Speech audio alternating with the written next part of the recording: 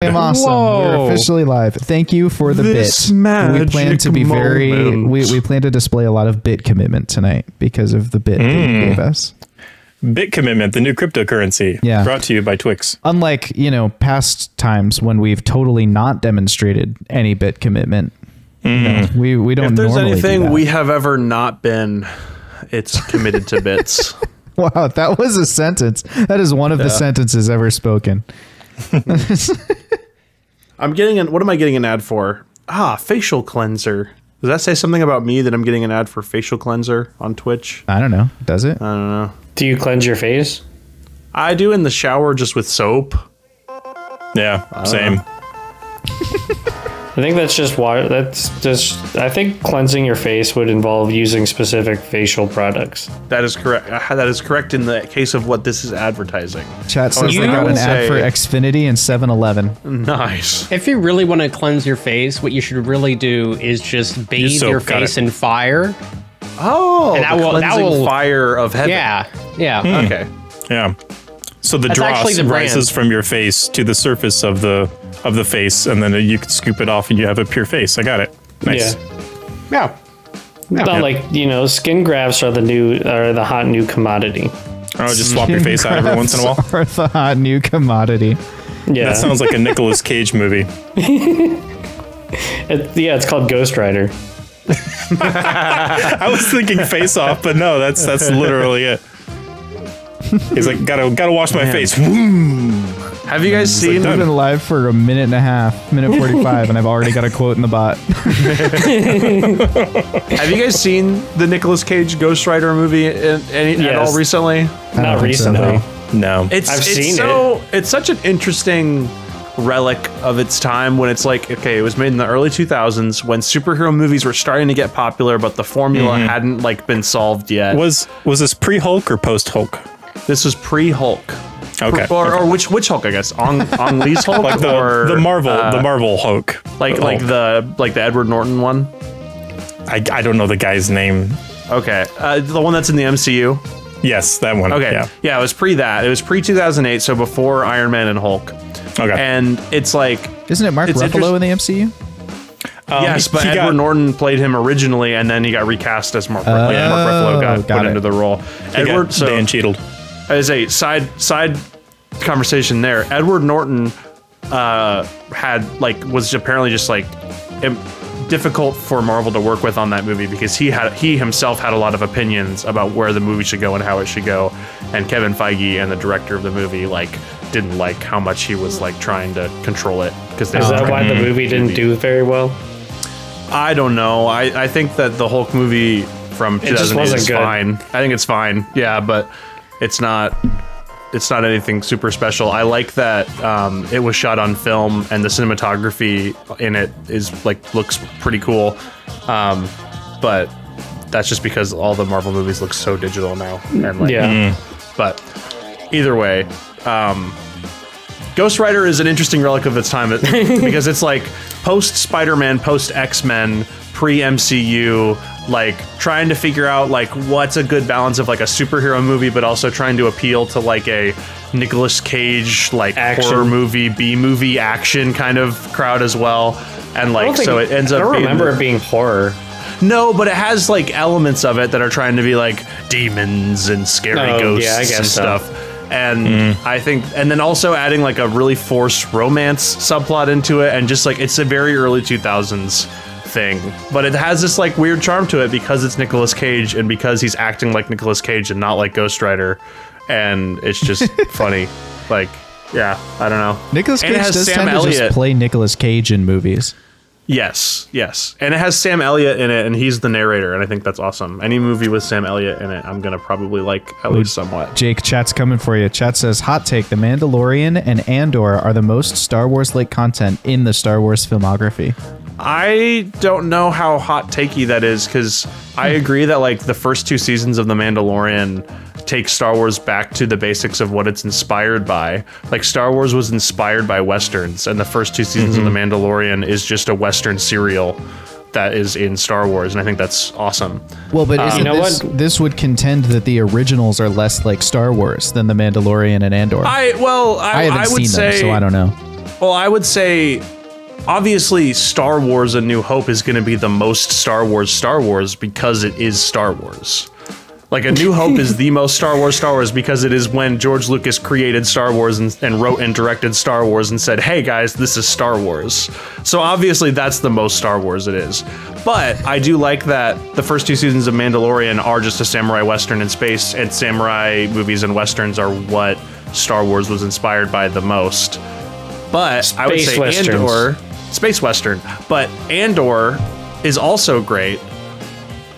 I think that Andor is great because it's inspired by like crime dramas and like HBO dramas and like political thrillers and heist movies and that sort of stuff. I haven't seen Andor. Andor is great. I think it's the best Star Wars show to come out. That's my opinion. Okay. Chris was actually talking to me about it today, funnily enough, and he was like, yeah, like that's one of the it's been fantastic out of the kind of other ones that have been happening. I think he described it as a story that happens to happen in the Star Wars universe. Yeah. And what I'm also saying is like Andor is what the prequels were trying to be. I agree. Like Andor is like this like character drama where like politics, political intrigue. Exactly. And like it does that stuff really well, as opposed to the prequels were just like too high concept and not executed very well in communicating that concept. I was gonna say I'm still on the bandwagon that Jar Jar Binks was supposed to be a Sith Lord. So am I. I think it's a really funny theory. I will never not have that as my headcanon. George Lucas would never commit to that, just from like all the interviews and all of the things I've read and seen about George Lucas. George Lucas would never commit to that because George Lucas thought of Jar Jar simply as comic relief. Like that is what I mean. There's like, talk of him talking about like him really enjoying the idea of the foolish old Grouch, like the silly character that ends up being the serious one, like he did with Yoda already. Yes, yeah. And then that Jar Jar was going to be like the antithesis to Yoda, like the silly goof character that is actually on the dark side, though. See, Jar Jar was just really bad at being a Sith Lord, so no one really knew like it. I think you can interpret antithesis as being like, oh, he is like completely goofy, but he's actually just bad at everything, and he doesn't have anything else. So, like that's the antithesis of actually secretly being good and yeah. I am awesome says it was the original plan. I don't know if he's being ironic or not. Probably ironic. I will say though, there's evidence that the actual plot of the prequels was thought out by George Lucas back when he wrote the original script for A New Hope, though, because in the novelization of A New Hope, which he actually wrote, that's very rare for like the writer of the movie to also write the novelization. There is a prologue to the novelization of the movie that overviews the plot of the prequels, and it was written in 1977. And I think that's like super cool. So did it have Jar Jar in it? No, it did not mention Jar Jar at all. It just mentioned it just mentioned the base overview of like there was the Republic, there was the Separatists, there was Chancellor. Didn't mention Jar Jar. He grew in power until he became the Emperor. The Jedi were betrayed, that sort of thing. It's the base. Are they making another trilogy? They were. The Game of Thrones. I know that. They're making showrunners sequels, were going to be. So they made the prequels and there's the original Star Wars, but they're going to make sequels, right? Well, they made a sequel trilogy. Wash's joke is that the sequels don't exist. That's too come. So they were going to make another trilogy that got canned. They haven't called it episode 10 yet, but they are making a sequel with Rey and Finn and those characters. They're making another movie with them. Are they going to have the same cast? It's going to have the same cast, but it is so far out and it's so early in pre-production that based on all the other Star Wars projects that are not shows that they've announced and then canceled a year later, I don't think it's ever going to happen. Or I don't think it's going to happen under the current Star Wars, Lucasfilm leadership. I think the last trilogy just didn't hit the mark, and so they're probably skeptical. It wasn't the last trilogy that didn't hit the mark that made them skeptical. They're really scared because Solo, a Star Wars story, didn't hit the mark. That Solo making less than $400 million at the box office made Lucasfilm scared to do anything. And because their streaming shows have been so popular, they've just been putting all their eggs in that basket. But because like the drama of Solo being that like they hired these writer-directors who wanted to make a comedy, like something really meta and really funny and really interesting. They fired them halfway through because they were taking like it really far in that direction. They hired Ron Howard, who's like known as the guy who's going to write the ship and get the movie done on time and fix it. They did all of that, and the movie didn't make enough money, and people didn't like that they recasted classic characters, and the movie was boring, and they like tried to do too much with it. All that to say that like then they're like scared to do anything different with Star Wars. I don't know. I think they should just commit to directors and not like try and change them, because then like it loses vision. I agree. I mean, that's what happened with the last trilogy. Yeah. I am in possession of something known as the Patterson Cut. Have you heard of this? The Patterson Cut. Yeah. I forget who the dude is. Robert Patterson? I don't know what his first name is. James Patterson? It is a cut of Oh, nice. Nice. Don't do drugs, kids.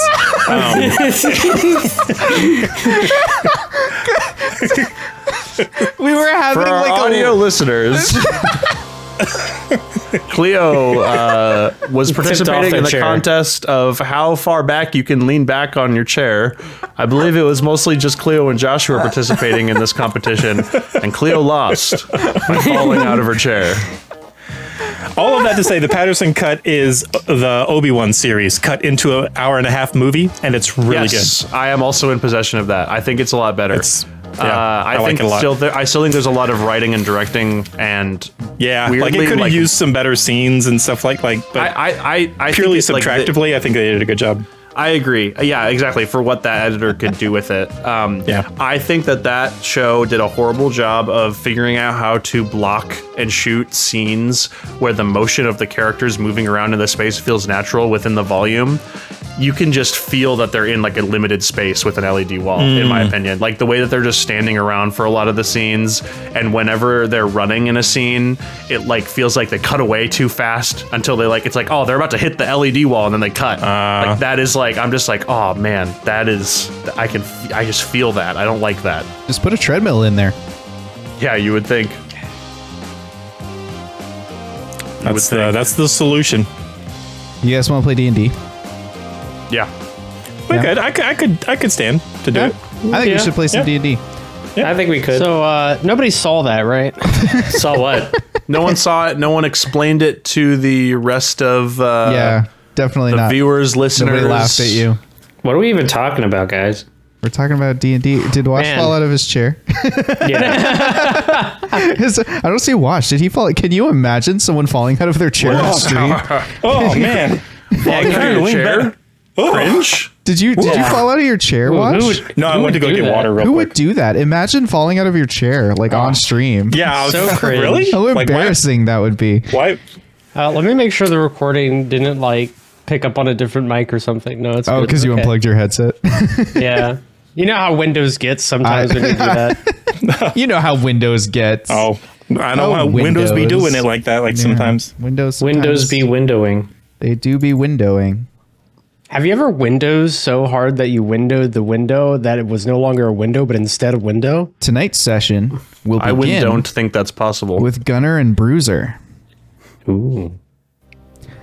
The sound of the army preceded the sight of it. The sounds of hammer and anvil, hooves anxiously tearing at the dirt ground, the voices of many folk calling to each other. By these sounds, you can tell that a camp is being established just on the other side of the hill. The next bank of rolling hills, that is, in the ground surrounding Thraxenhau's domain, and specifically the mountain on which that dragon makes its den, the Frozen Fang. Overhead, dark clouds swirl out from the mountain, obscuring your view above the tree line. You've been traveling as fast as you can, pushing the cipher truck to its limits, trying to get the Book of Exalted Deeds to the avatars at the top of the Frozen Fang. But it seems like you may have brought it directly to an army instead. now, paused behind this hill, taking in the sounds of the army on the other side. You have some decisions to make. What will you do? So we have to go through the army to get to the mountain? Or is there a way around? I don't know. You haven't seen it yet. You just know they're on the other side of a hill and they're between you and the mountain. Oh, got it. So it's worth getting out and taking a look, I'd say. Try to peek over. I agree. Let's be as quiet as possible. All right. So yeah, we'll stealth check from each of you and a perception check with advantage from one of you. The other of you is aiding. I got a 19 on stealth. That's the wrong character sheet. Sorry, one second. Yeah, we have 6 characters and 4 players tonight, chat. So there's going to be a lot of that. How perceptive is Gunner? Gunner got a 4 on stealth. Bruiser. That sounds like Gunner. Bruiser walks out of the car and like expertly on his badger claws like crawls to the top of the hill, keeps his wings tightly furled in against his back so he can lift his little head up and kind of look across. You know, his white striped head is kind of catching the moonlight and it makes him blend in with the grass around him. And next to him, what exactly is Gunner doing that makes him so not stealthy? Gunner's a part of his, like, I would say his like, he's like getting out of the cipher truck and his belt loop on his pants catches on like the handle of the car, and he like gets like stuck to it and he ends up accidentally slamming the door and tripping over and then like trying to nonchalantly casually like walk and catch up. I'll roll attention die for that. Okay, and then he nonchalantly walks up next to you where you're laying in the ground. Go ahead and roll perception for me, Bruiser. Okay. You can roll with advantage because Gunner's aiding, sorta. 21. 21. Okay. So you can see an army around 1,000 people strong, and it seems to include more than just tieflings.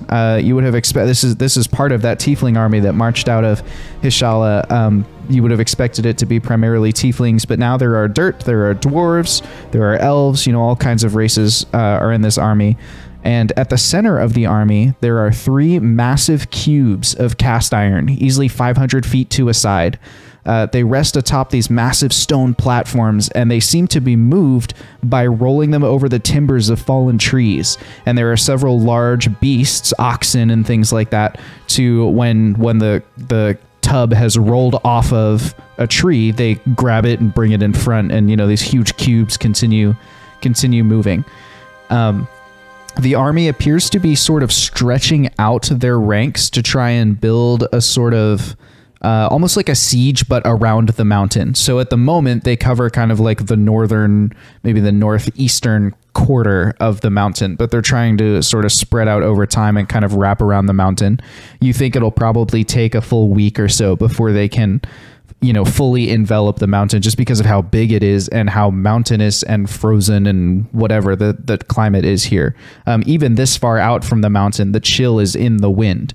You know, Thraxenhau is an ice dragon, and just by nature of having a lair here, his character has influenced the climate and the topography around here.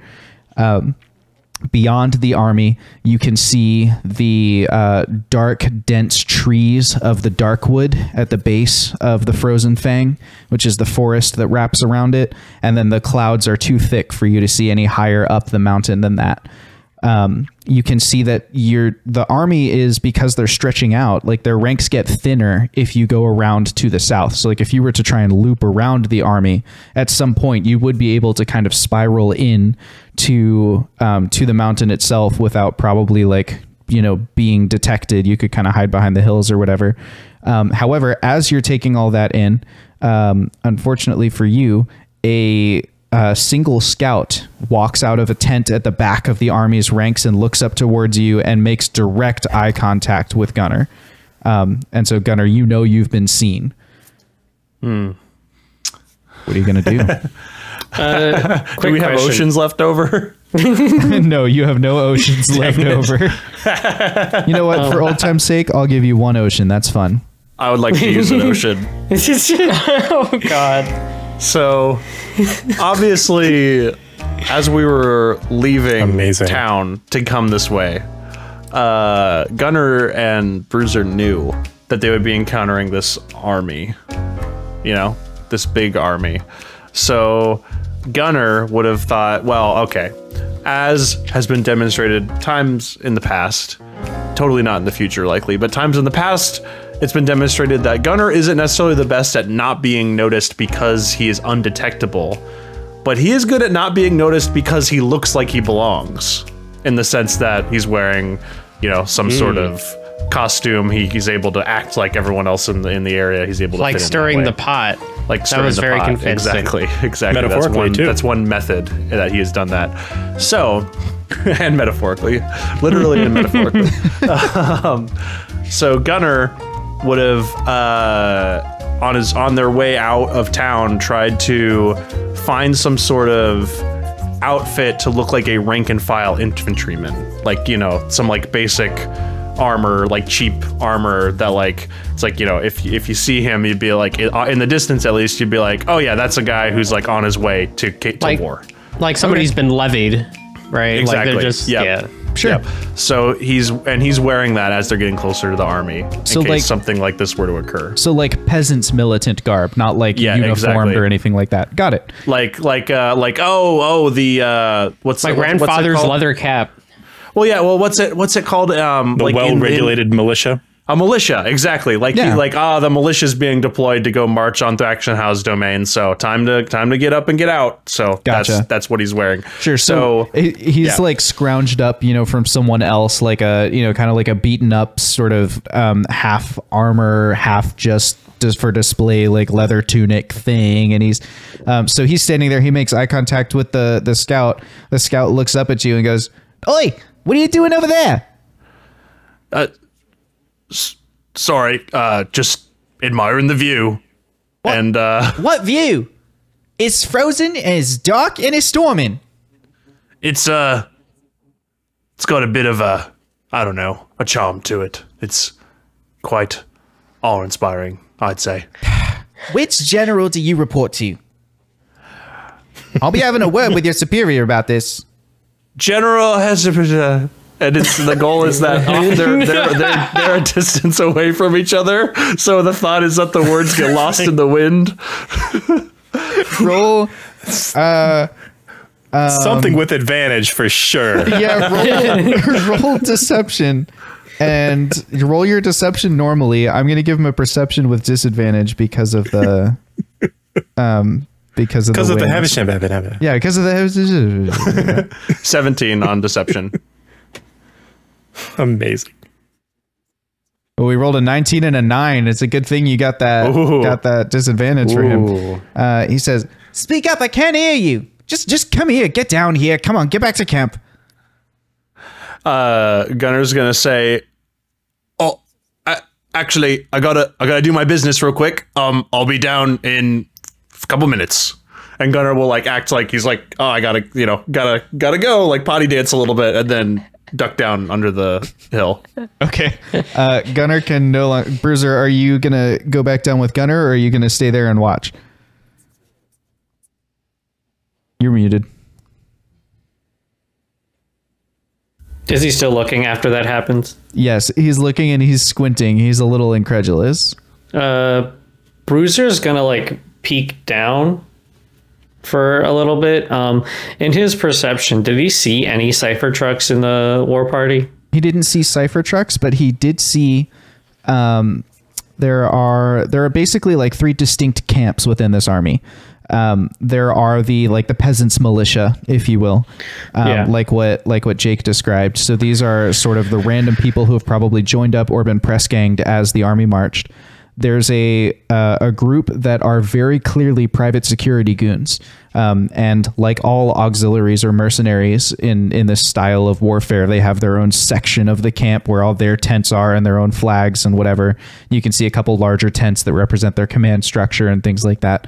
And then you can also see that around those 3 massive cast iron cubes, there are 4 black tents, just like big long ones, with black canvas walls that are actually large enough to probably even shelter a couple of huge creatures. You're not sure what exactly is in those, but those tents fly no flag at all, so you're not sure what their affiliation is or what role they play.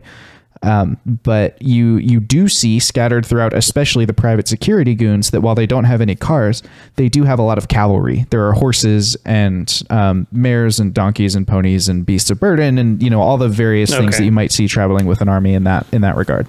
Yeah. Okay, so Bruiser, did I see, was there, like, have we been on a path this time?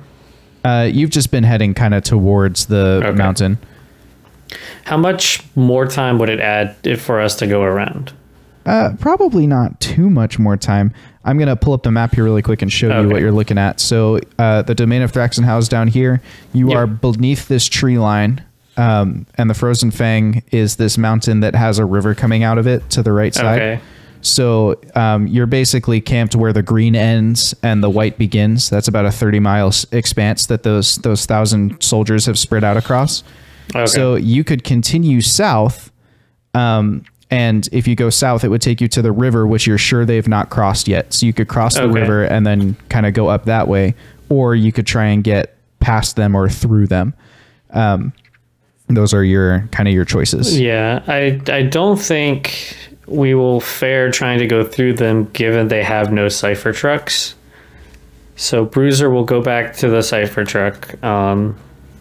And once Gunner, what was that? Time to go. Obviously, I think our best bet is to go around them from the towards the south. I completely agree. You hear the clip clopping of hooves. Yep. Let's go. Coming towards you. Okay. We drive off. Okay, I'm gonna roll attention die to see if anybody spots you. Okay, nobody comes over the hill before you drive away, and so your cipher truck speeds off into the distance, and heads south. What? And go ahead.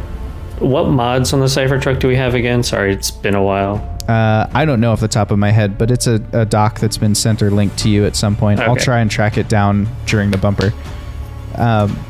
So that you speed off in that way, and at the same time, at a different campfire to the south, Aulen and Radford and Jeb and Fox, the Dragonelle that was carrying Aulen and Radford, has now carried you, if we pull up our map here, as far as it can safely take you, which is to the south side of this little river where this greenery is and where it borders the ice. So basically exactly where Bruiser and Gunner are headed. The Dragonelle can't fly into Thrax. Yeah, at the bend. The Dragonelle can't fly into Thraxenhaus domain because it's too dang cold. It's just not safe. And in fact, it's not really going to be safe for you unless you can do something about the weather. Luckily, that was something that you knew before you left Geim. And so there are some heavy coats and blankets and things that you can kind of wrap around yourselves.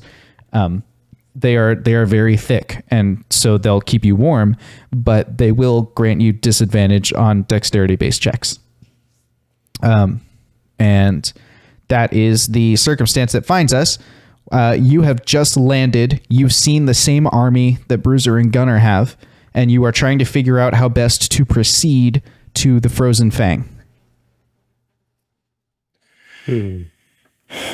Not me, baby. I want my skin exposed to this beautiful cold. Woo-hoo! This is brisk. I'm ready. I am ready. I believe brisk may be an understatement. The temperatures here are quite dangerous. Alan, I don't like the cold very much. That is essentially what I was saying, but about myself. Oh, boy, Riley would hate it here. Yes, that would be true. That would be completely true. Who's Riley? Don't worry about it. So, essentially, we've got two options.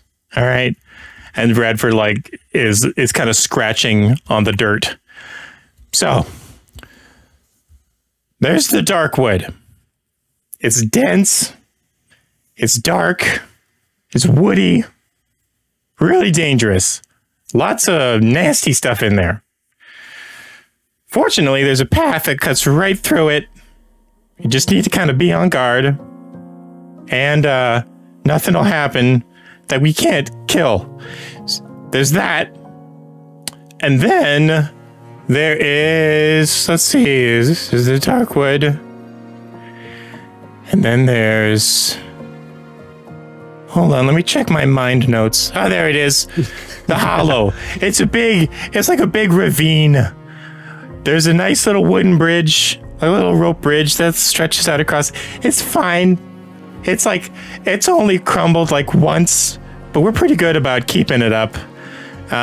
There is a lot of inclement weather that passes through there, and that's where things really start to get cold. Like if you think you're cold now, ooh, baby, you're gonna have icicles like my horns hanging. Well, we'll not worry about that. So there's that.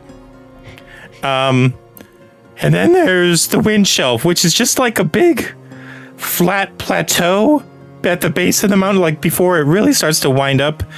And there's really nothing much going on there. It's just nice and flat. We probably need to like pull the climbing gear out though, because the wind gets like upwards of, I don't know, 80, 90 miles an hour. So you don't want to get blown off. But I mean, it's just, you're just walking forward, pulling on a rope. It's no bigsies, right? So there's that. Or we can take my super secret pathway. I don't know about all those other things, but as long as this super secret pathway is cold, then I think I'd rather take that. Well, okay, so the super secret pathway, we're actually going to have to go into the dark wood. And that's, you know, not as nice as going through the trail. Because we could potentially be getting into, like, you know, the territory of certain creatures, and it's really dark, and we would be kind of invading. As this conversation is going on, Jeb, you notice off in the distance there is something barreling towards you across the kind of the plains there, like from the grassy area to kind of north and a little bit east of you, just flying down. You don't even know exactly what it is. It's kicking up dirt and mud, but it's moving real fast around the circumference of that army, racing towards your river and the small camp you've made on the other side of that path. Hey, Snowball, there's a thing coming. Can we like speed up the instructions? Yeah. Hold on. Okay. Anyway, we get through the woods, and there's a secret tunnel in the base of the mountain. It's a straight climb up, but it's like the whole mountain, and it's like a hole, like 10 feet wide.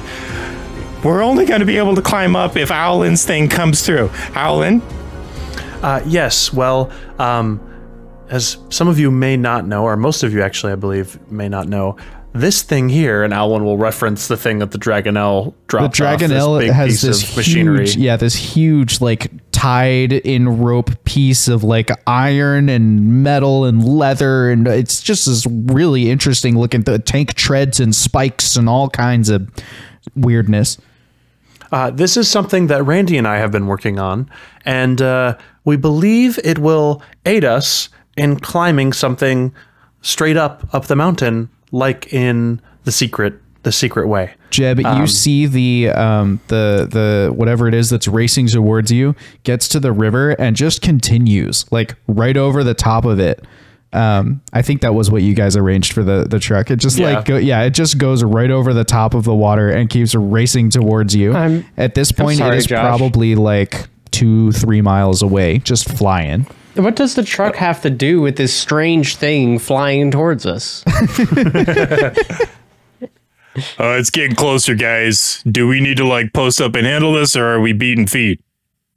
I don't think we can outrun that. I can't see for beans out here. So can somebody like?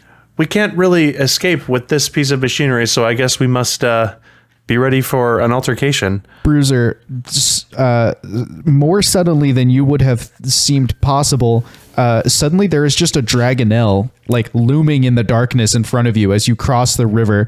As you cross the river, however, unfortunately, it's almost like the climate around you changes abruptly, as if chat has interrupted the game. You hear a crack underneath the icy river as you begin driving across it, and then you think it is the ice cracking. You're like, no big deal, our car can like travel on whatever. You get to the other side and you feel the ground start shaking as a fault line along the line of the river begins trembling. I would like you to make a what skill are you using for the cipher truck to drive? Is there a profession check in this one? I can't remember. I thought it was. If you have vehicle proficiency, then it would just be your proficiency bonus with whatever appropriate ability. An earthquake? That's fair. Yeah, let's go with that then. So just use your proficiency bonus and maybe intelligence to drive the cipher truck. Intelligence or dex? I'll take dex. Okay. You're driving by reflex. You're trying to navigate out of the fault line before it collapses. The same tremor that is affecting you also is shaking the ground beneath the gathered party members and the dragonelle. The dragonelle jumps into the air a few feet and like flares out its wings. The rest of you, please make dexterity saves to keep your feet. And then I'm making. Would you say it's a dex save for the cart or just normal dex? Just a normal. This is just you driving. This is your skill. Okay. It's a normal dex. Got it. Nat 20 on the dex save for. Oh, Nice. baby. That's gonna be a 12 from me. I got a 10.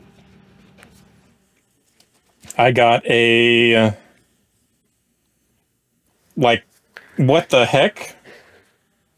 I got a 28 with Radford. Nice. And a 12 with Jeb. Okay. Radford is fine. Aulen is obviously fine. Beat the save. Aulen, you can choose which of the other two, Fox and Jeb, like which of them you catch with your nat 20 and hold on their feet, and which of them is going to fall. Aulen would go for Jeb. Okay. Aulen grabs Jeb, Fox. and Fox kind of flops on the ground a little bit. Fox take a d6 of damage. I'll just roll a tension die. Jeb has a shorter distance to fall. Fox take 2 points of damage as you're kind of flung to the ground. You maybe like twist your ankle just a little bit. But luckily you're wearing all that like padded stuff, so it's not like the rocks or anything are going to hurt you. You just kind of flop on the ground like a weird kind of burrito. It's like the Christmas Story where he like can't put his arms down because of all the, and he like can't get up because of all the Yes, exactly. It's just like that. That's a really funny picture for this scene. So Fox is flopped down. The cart, on the other hand, Bruiser rolled pretty well. Is that what you said? Bruiser rolled a 12. Oh, okay. He rolled a 12. He makes it out, but the cipher truck takes some serious damage. It'll take some like deliberate repair. Don't you dare. And as the cipher truck disappears into the chasm, right? And then I disappeared. I just blocked my face. The cipher truck disappears into the chasm of the fault line, and then whoosh flies out and kind of gets a bunch of air, and it lands pretty heavily on that like frost frozen ground, and it just like the shocks just kind of collapse, and so it's like scraping along the wheels as the truck makes it to where you are. It rolls to like a really smooth stop though. How does Bruiser flavor his stop? Like, does he skid to a stop or anything like that? Does he drift in a half circle? Do the wheels keep going? Okay, Bruiser like drifts into a circle so that he stops with the door facing the rest of you who are like standing in your ready positions, except Fox, who's flopped over with his arms sticking out. And when Bruiser completes the maneuver, he flings the door open, tilts his sunglasses down. Does anyone need a ride? Looking at the scraping on the ground.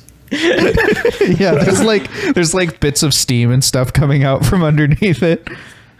Gunnar immediately tries to get out of the cipher truck, but the same thing happens where his belt loop catches on the door handle and he like flops out. He's like, I am not getting another ride in that thing.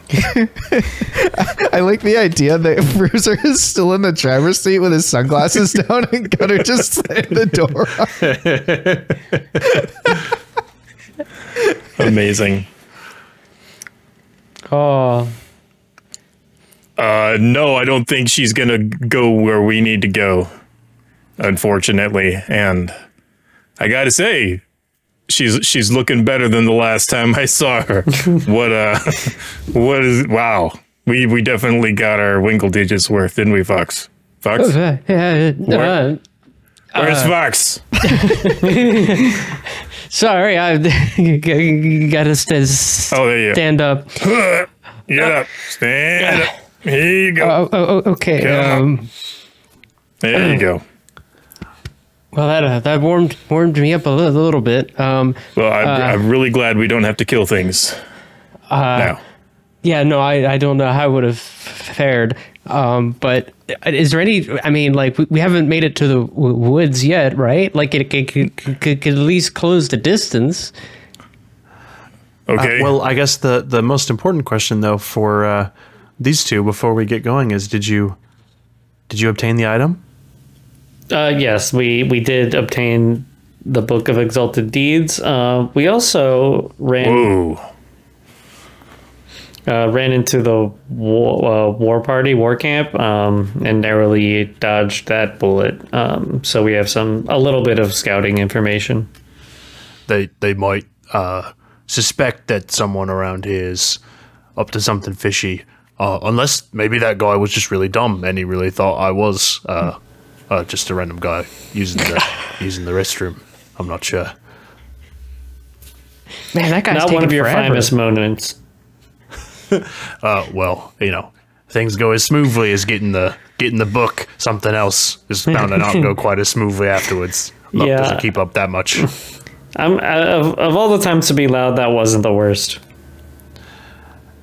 They need to fix these door handles. I don't know. And Gunner just like these door handles are perfectly fine. Fix the door handles. What about the shocks? What did you do to her? Jesus. It's not what I did. It's what Mother Nature did. I saved her. It's pretty much what you did. I did nothing wrong.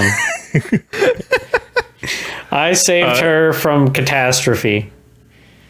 Jeff's going to go into the back of the cipher truck while these guys are all discussing the shocks like dudes around the hood of a car. And I'm going to start fishing through for our way back in the day when we got a whole bunch of adventuring packs and adventuring gear and rations and like stock stuff up. They're in there. Hey guys, we've got food and we've got supplies. Looks like there's some climbing gear in here too. Fox probably ate all the desserts out of the rations, but the rations are still there. You see one pack that to get to it, you have to push aside a hanging plant. Oh. DM, why'd you have to do me like that, man? we were having fun. Dang.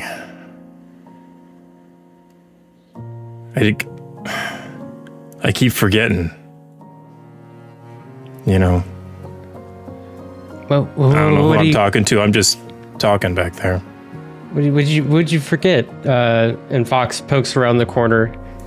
Well, I mean, you guys popped up and found me, and Aulen and Snowface over here popped up, and they're like, hey, I just keep waiting to turn a corner and see Zoth pop up. I wish it didn't work out that way. I wish that we were still all together and even still bad, but I wish that even at the very least that we were all there to say goodbye to Zoth. I mean, it just doesn't feel real. He's with us in spirit, right? Like he's. I mean, he might permanently be unless we get this magic returned to the world, if I'm being honest. That is correct. Zoth, if you're here, and if you can hear me, I miss you, buddy. We all would do. appreciate it if you'd look over us. Send us some of those good vibes. Yeah. Yeah, the good vibes. Aulen will actually look towards Radford, even if Radford isn't really paying attention to the conversation, but say, I get the feeling he is sending us good vibes in some way. It's good to be back, Aulen, and it's good to have you guys back. It's good to see everybody. I think if there was one way that I would want this last part to play out, it would be this way with you, with all of you. Are we that close to solving all this? Objectively speaking, mathematically speaking, yes. We only need one more rod, and we only need a few more components and avatars to do the actual thing. So we're close. Much closer than we were when we first even learned that this is what we needed to do. All right, you goofballs, enough lollygagging around. We got us a mountain to climb. And you know what that ready? means? It means it's story time at the Wing Badger Tavern, and we will be right back. What? Zanir, Gaunteus, Kotix, Owara. Long ago, the four ancients created a world in harmony. Then, everything changed when the chat emped magic. Only Kelnor, master of good vibes, could stop them, but when the world needed him most, he vanished. 2 years have passed, and four adventurers have discovered a conspiracy, a company selling magic. And although their roleplay is great, they have a lot of XP to earn before they're ready to save anyone. But I believe they can save the world. Let's meet our players for tonight's Dungeons & Dragons adventure. Hello, my name is Jake, and I play both Aulen Woodrear, the Azamar Barbarian Artificer, as well as Gunnar, the Hemetician Thief, Demolitions Expert, Mastermind Rogue, all the stuff.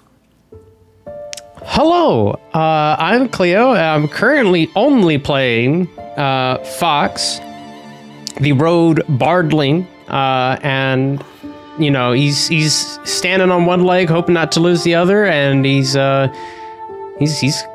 learn how to climb a mountain. I guess we're gonna figure this out. Hello, I am Trevor. I currently play Bruiser, former voice of Zothkug, R.I.P. He is the inquisitive rogue of the group, also the main driver of Cypher Trucks, and he will fly up this mountain instead of climb it. Hey, I'm Wash. I play the dynamic duo to be that is Jebediah Peppermint, the Molefolk gun wizard who spits fire and fires spit, and Radford the White, dragonborn monk. Crazy old Popeye guy, ready to punch stuff and fix your shoes. And I'm Josh, your Wing Badger Game Master. Without further ado, let's jump back into tonight's adventure. We find our heroes standing at the entrance to the Darkwood. In order to bring Aulen's climbing machine with you, 3 of your group must carry the actual pieces of it. The Darkwood trees are so dense, so thickly grown together that you can't bring the machine fully assembled. So some of you have to actually carry it. And even if you were to like strap it to your back or, get the weight aligned just so, you would still find yourself, as the rules would call it, heavily encumbered. And what that means is the 3 of you who are carrying the machine find your speed has dropped by 20 feet, and you have disadvantage on ability checks, attack rolls, and saving throws using strength, dex, or constitution. So you can decide who is carrying the parts of the machine and how they feel about it. Why don't we start there? Aulen will definitely take responsibility as far as carrying a part of the machine, as he is one of the ones who built it.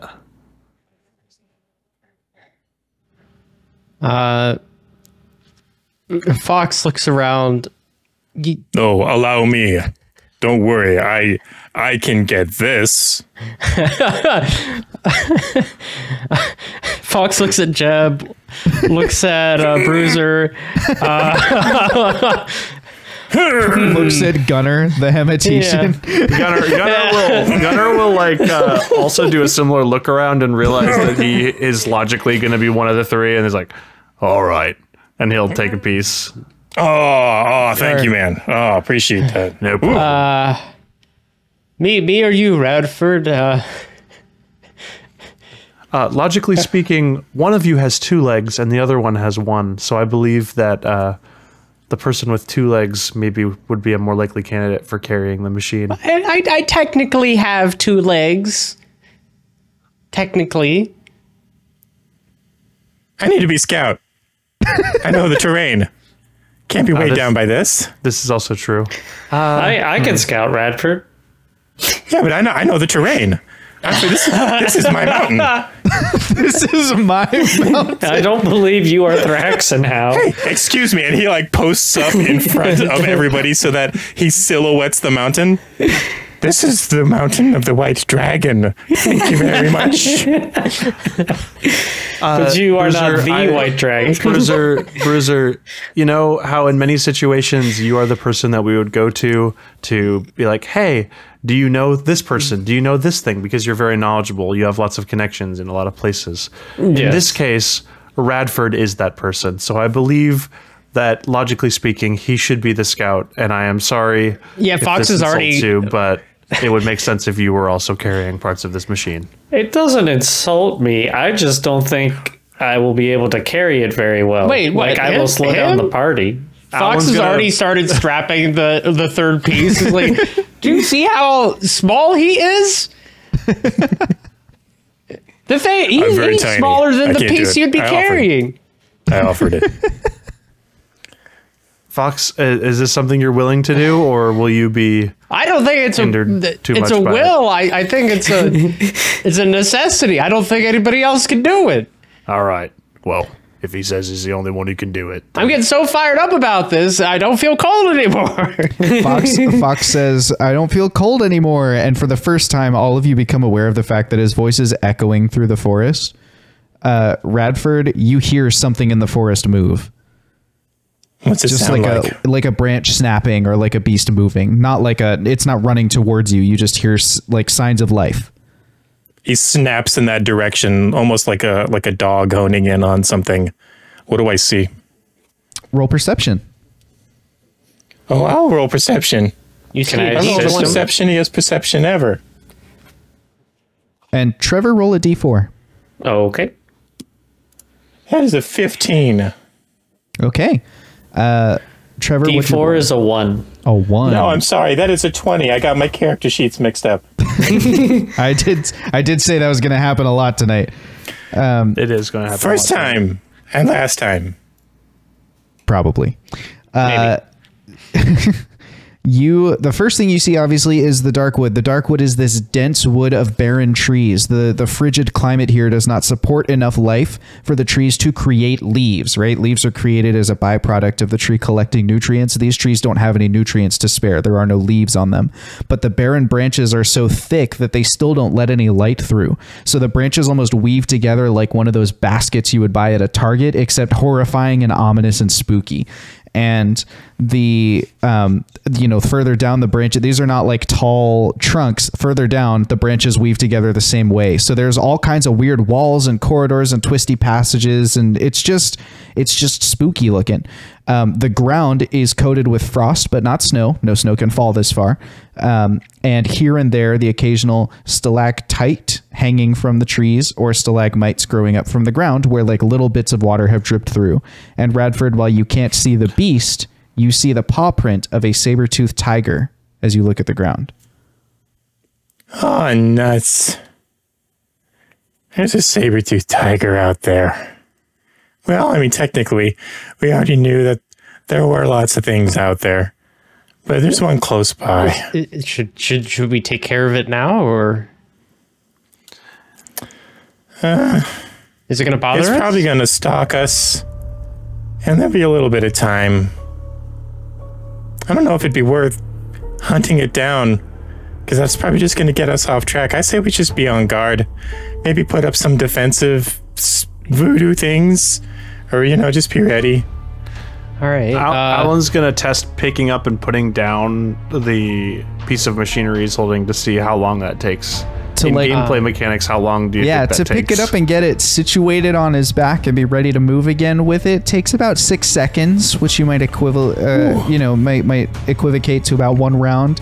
And to drop it on the ground, I mean, you could cut the ropes and drop it, and like just flunk it on the ground. But you think possibly someone up in the sky might make you roll for the integrity of the machine if you were to be so dangerous in the way you handled it. But you could set it down gently and take the harness off in about 6 seconds, probably. Okay. So, considering that Fox is dragging his piece, whatever it may Fox be, could let go. Yep. All right. I wasn't sure if I should build like a quick release knot or something. No, we'll say Fox has done whatever he needs to do to achieve that. Fox is the dexterous rogue anyway, so like that's fine. Okay. All right. All right. After you, Radford, Jeb, watch our backs, I guess. Yeah, I got Bruiser. you. All right. Single file. I'll protect the party. Let's go. Yeah, it's all cool. We got Bruiser here. As you enter the woods, the twisting, narrow corridors really do force you to be single file when you can even be that. For a lot of the journey, you find that the trees actually kind of force you to, like, you lose sight of someone around the next corner, and so you're almost separated in individuals. Jeb, as the last light of the moonlit expanse beyond the dark wood kind of winks out, the last thing you see as you look back is the advancing torchlight of the army's camp spreading itself out, continuing to move south and trying to encircle the mountain. As Jeb puts a hand up, like he's almost like petting the cipher truck, like just like in the distance, and he's like, "Goodbye, my darling. I wish we would have thought to do something with you."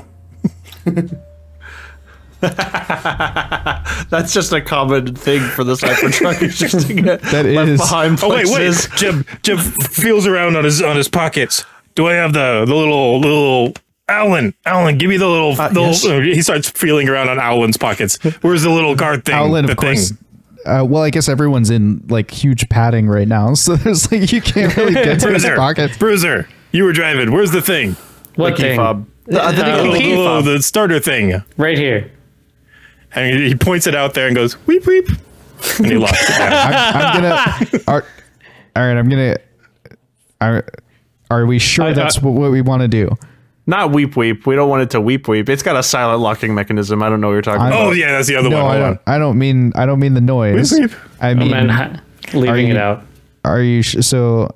Well, no. So I get. You know what? I'm gonna go ahead and let you make this call because I don't want it to be bad for you. Technically speaking, the cipher truck parks itself and then locks itself. So if you were to boop boop park it and then lock it, it would come to you to park.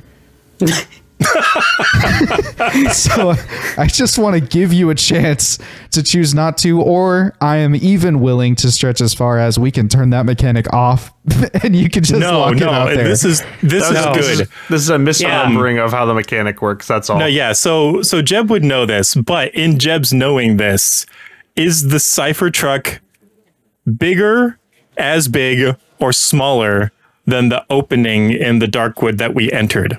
It is bigger. I don't think we can get the cipher truck through this. He's gonna weep weep and have it like lodge itself. Yeah, just the cipher truck accelerates towards you and then it hits its automated brakes, skids across the frost, and wedges itself into the trees, effectively blocking the path behind you, making a horrendous noise. At the same time, you hear a snarl, Radford, up in front of you, and spooked by the sound of the cipher truck, I'm going to roll to see if it's scared or if, like, whether fight or flight kicks in. Come on, flight. That's a 19. It's going to fight. It's not feeling intimidated. So it's going to launch itself at Radford. Radford, what is your AC? 17, baby. Okay. Oh, shoot dang. Chat just activated Deadly Combat for the next 10 minutes. Deadly Combat, as a reminder, means that... Oh, I want to make sure I say all the things, so I'm going to go click it and check real quick. Deadly Combat means that HP cannot be recovered while in combat initiative, though this does not prevent stabilization at 0 hit points. And chat says if Zoth is dead, you all should die too. The tiger launches itself onto Radford. Deep cut. Rolls against his AC. What was your AC? 17. 17. The tiger attacks you with an 18. The tiger launches onto you and it sinks its saber-toothed fangs into your shoulder.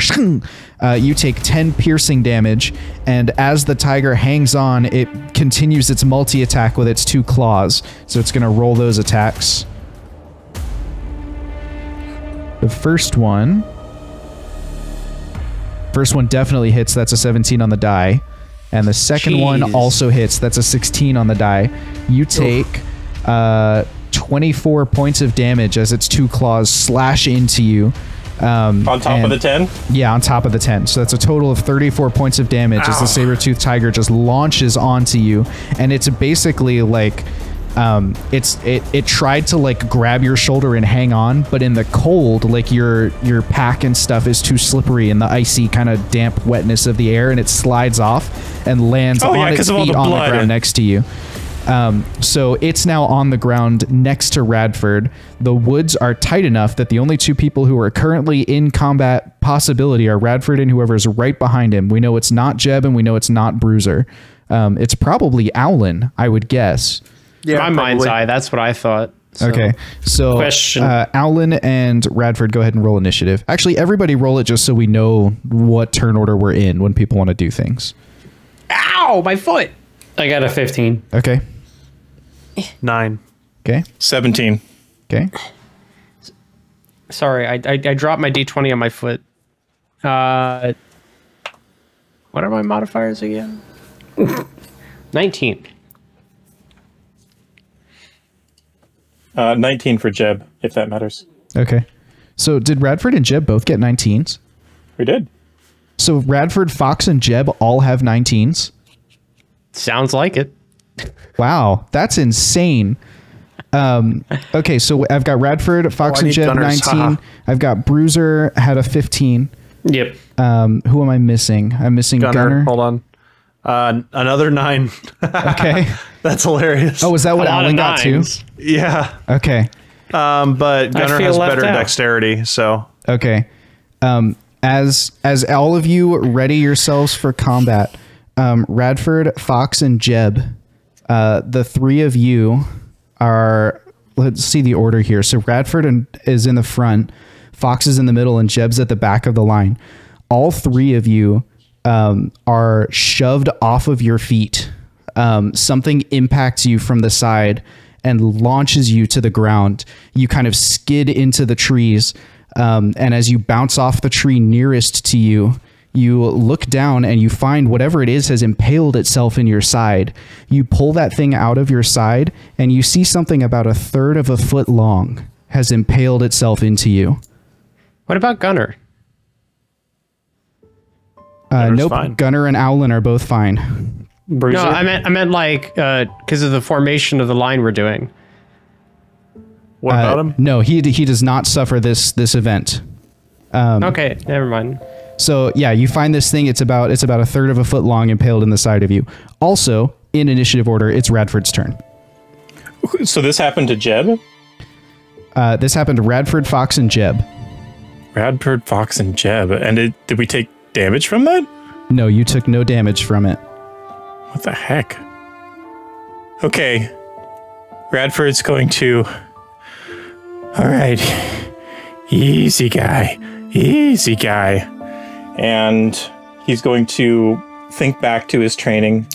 And he is between this thing and everything else, right? Like... Yes, Radford is between... Well, it's right next to you, so it could probably sort of crawl over you if it needed to. It could move through your space to get to other people, but it would have to pass you. You know what I mean? Okay. It's right next to you. Okay. I'm going to say screw that and kick it and kick it and kick it and kick it and kick it. Oh my god. So I'm going to do a attack. That is a 27 to hit. And then I'm going to bonus action Flurry of Blows. Okay. Which is a bunch more, right? How many attacks is Flurry of Blows? It's been a bit. It's been a little bit. Bear with us, chat. We're juggling 2 character sheets here for a lot of our players. 2 characters. Bonus action, 1 key point. 2 more unarmed attacks. Okay, so 28 to hit and 22 to hit. All of that hits the CR2 saber-toothed tiger. Okay. So he is going to do... let's see, that's 1, 2, 3 d6 plus 15 plus 3. Okay, so 18 is your base number, and then your 3d6 good added to that. So that is 13 on top of that. 13 on top of it. You kick it, and by the time you're done kicking it, there's a huge gash in its side, and it is bleeding as well, heavily. The saber-toothed tiger claws got it. Yeah, that's right. Your draconic claws kind of dig into the side of it. Are you going to take a move action?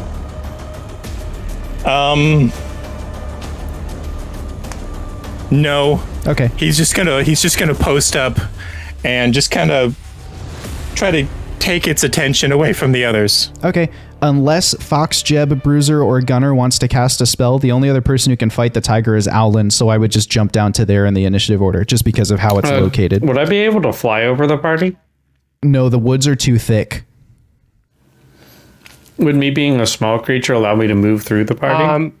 Sure, yes, you could move through the party at half your move speed, but they're all next to each other, so you could get there. Yes, Bruiser could go up there to help. Could I investigate the thing in my side? Absolutely, you can investigate the thing in your side. You do not have dark vision though, so roll your investigation at disadvantage. Hope that's the lower end of the roll. Okay. And this is, you said perception? Yes. Or investigation? Investigation, please. Okay. Gunner is interested in whatever happened here as well. Sorry, Gunner can assist if he can. 9 is what I got before assistance. So you are not entirely sure what has hit you or what this thing is. So that can I know what it feels like? Yeah, it feels it's not perfectly smooth, but it's not like it's clearly made, you know, like an arrow or something like that, but it's not smooth like a single shaft of wood would be. It's got some kind of textures or bumps or something like that. Going along the length of it. And it feels slightly conical. So like it's kind of, you know, one end tapers, so where one end is thinner than the other end. There isn't a point on it. Like it's blunt at the end. But it tapers. So it's bigger at one end than the other. Is it stuck inside of me? No. It slammed into you and knocked you over. Like the force of it hitting you knocked you over. Oh, okay. Then I'd just like to stand back up. Yep. You stand back up. And that's that. And now we have... Jeb's going to cast a spell if it's still cool for him to do that. Yeah, Jeb can cast a spell. He's going to aim in between everybody's legs. And he's going to shoot a firebolt from his blunderbuss. Okay, I'll give you 2 options. You're rolling to hit, right? That's a roll to hit? Yup. Okay, so I'll give you 2 options. You can roll to hit at disadvantage, or you can roll at advantage because the woods are so tight, but everybody else is going to have to roll a dex save to avoid getting like singed by it as it flies by. Singed by it representing taking a single d6 of damage. Nope, Jeb knows this is too powerful for that, so he's going to roll a disadvantage. He's just going to try and line it up. Okay. Ooh, that's significantly worse. 8 plus 9, what would that be, 17? Yep, you hit it. You thread the needle.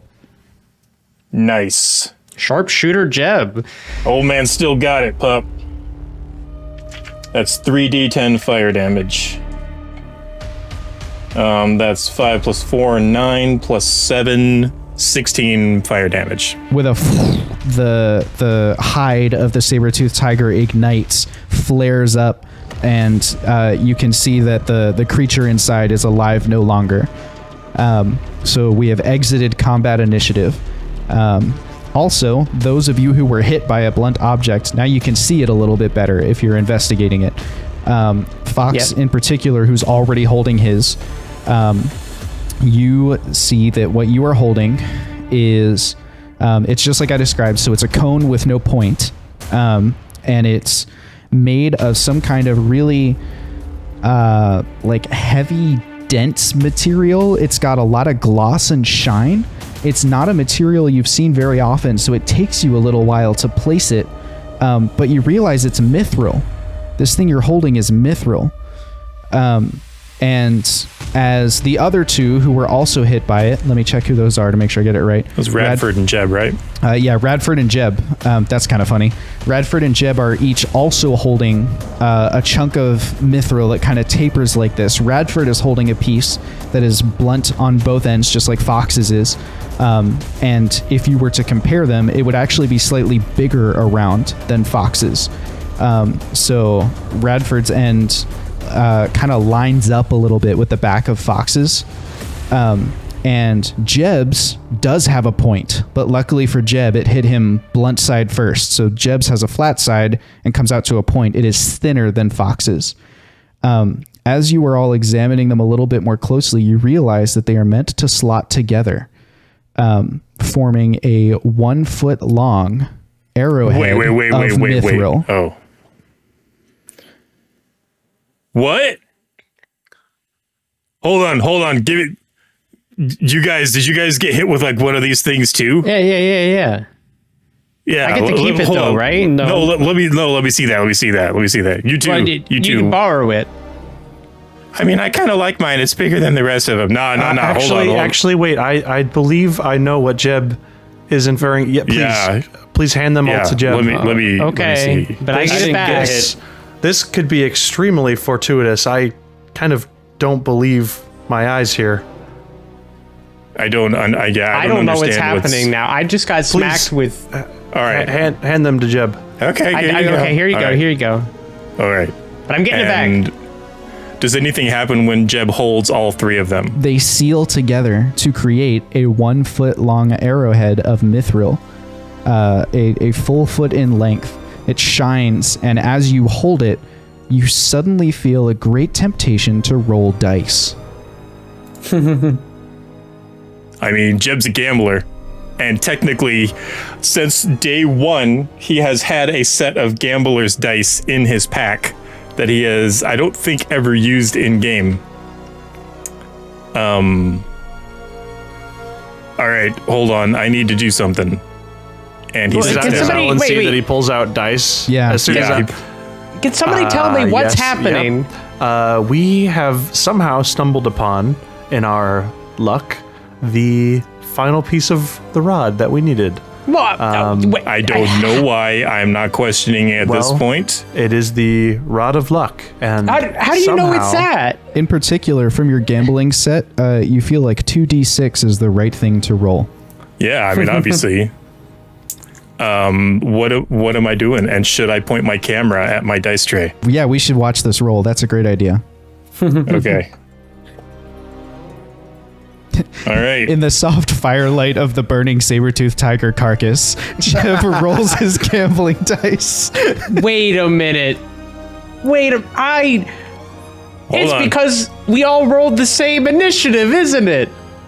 Oh! We all were in tune with each other, and we acted at the same time. Fox, you're so stinking smart.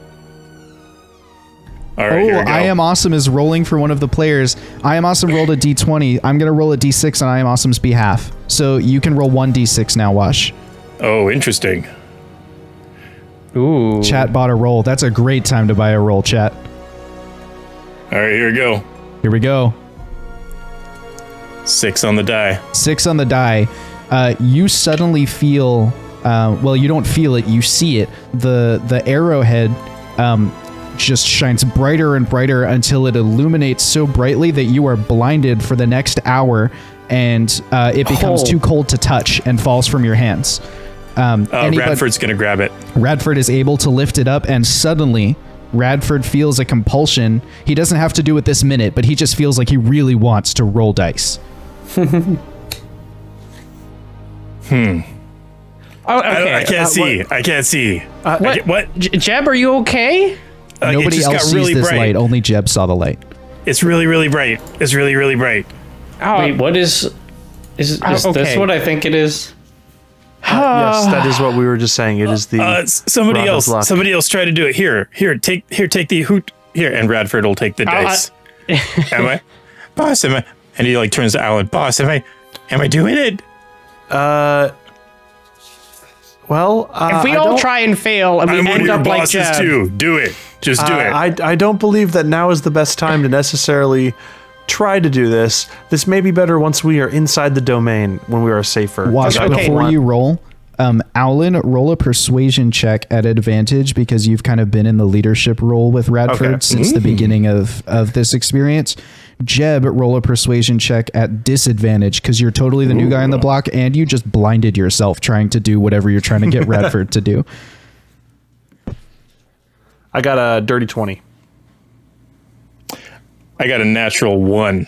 Okay, so Radford would be able to resist the urge to roll dice in this instance, and kind of hears what Aulen is saying. We don't want to take any huge risks with this. Now that we've seen, it's essentially what I believe is happening is the rod wants you to try to attune with it, and if you roll some sort of undesirable amount on the die, it will negatively affect you, as I assume, and Aulen will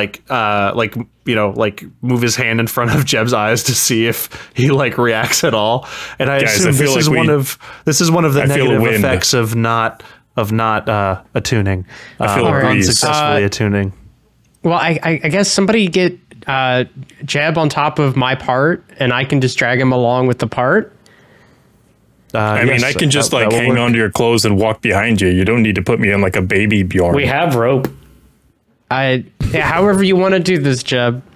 Okay. I love the idea that they're still brainstorming ways to carry Jeb, and he's like, I can just walk. And they're like, what if we make a rope harness for him? I just meant there's like an elementary school. Everyone hold the rope. I mean, surely this is just going to wear off, right? I mean, I'm kind of sensitive to bright light, and it was like literally in my face. Well, that is the hope, but this is a piece of the rod, and we can't necessarily rule out any time it would take. Fantastic. Chat says put a bell on Jeb. I don't think we want to do that. All right. Well, we should get moving, though, right? I think that first we should acknowledge how incredible it is that we found the rod and that it appeared to us. That is quite lucky. Extremely lucky. But after acknowledging that, yes, I do believe it would be time for us to move on and keep this going and investigate the rod further once we're in safety. I'm going to clear the tension pool for the rest of your time in the Darkwood. That's 2 more complications in your time moving through the Darkwood. The first complication you come across is that you find a part of your path that is completely blocked. Like you've made it to a dead end in the maze. And to get around, you're going to have to backtrack. So this is one that just costs you time. You're in the woods, you're kind of stomping around, and you might even get kind of twisted around and lose your sense of direction. Radford, who's up in the front, please roll a survival check to make sure that you can continue moving the right direction. Well, if we got to the dead end when we all just changed reverse order. I got bad news. Yeah, hold on. I gotta get past you. Hold on. I'm gonna squeeze. Oh, don't squeeze. This is it. We gotta turn around and go the other way, but I gotta be in front. Hold on. That's my gourd. Don't hit my gourd. I'm not trying to. Precious cargo inside. Okay. Ooh. You said a survival check? Yes, please. That's a 15 plus things. Plus 2, 17. 17. Also, have an inspiration for finding a way to say there's precious cargo inside your gourd in a way that's acceptable. You roll a 17, and so Radford is able to reorient you, and he gets you back on the right path. So the time that it costs you is only about a half hour. It's not as bad as, finding your way back to the exit of the woods. Bruiser will very carefully just go between people's legs to the back, so that way there's one person who is unencumbered in the front and one person unencumbered in the back to protect the party. Good thinking. Sounds good. The second thing that happens is there's another little crackle of branches snapping in the woods that indicates to you that there's something scary out there. This time it's off to the side, and it's Fox from the middle of the group with his passive perception who picks up on it. Fox, you hear something kind of crunching off to the side somewhere out there in the darkness. There's something out there moving. From your roguish skills, you can tell that whatever it is bipedal. It walks on 2 legs. I'm gonna do like a loud, obviously fake cough, and tap whoever's in front of me on the shoulder, and nudge my head to the left. Hey, what is it? We're being stalked by a humanoid. Oh. There's a couple things it could be. It might be Gunner. He's really loud, and the passages here are really twisty. You hear Gunner's steps finally like crunch to a halt. Sorry. At that moment, might be a shrieking howl rends the night air. It echoes, it swirls around you, and then it is answered on the other side of you by 3 more howls. The footsteps begin moving towards you through the snow and put down your equipment over the branches.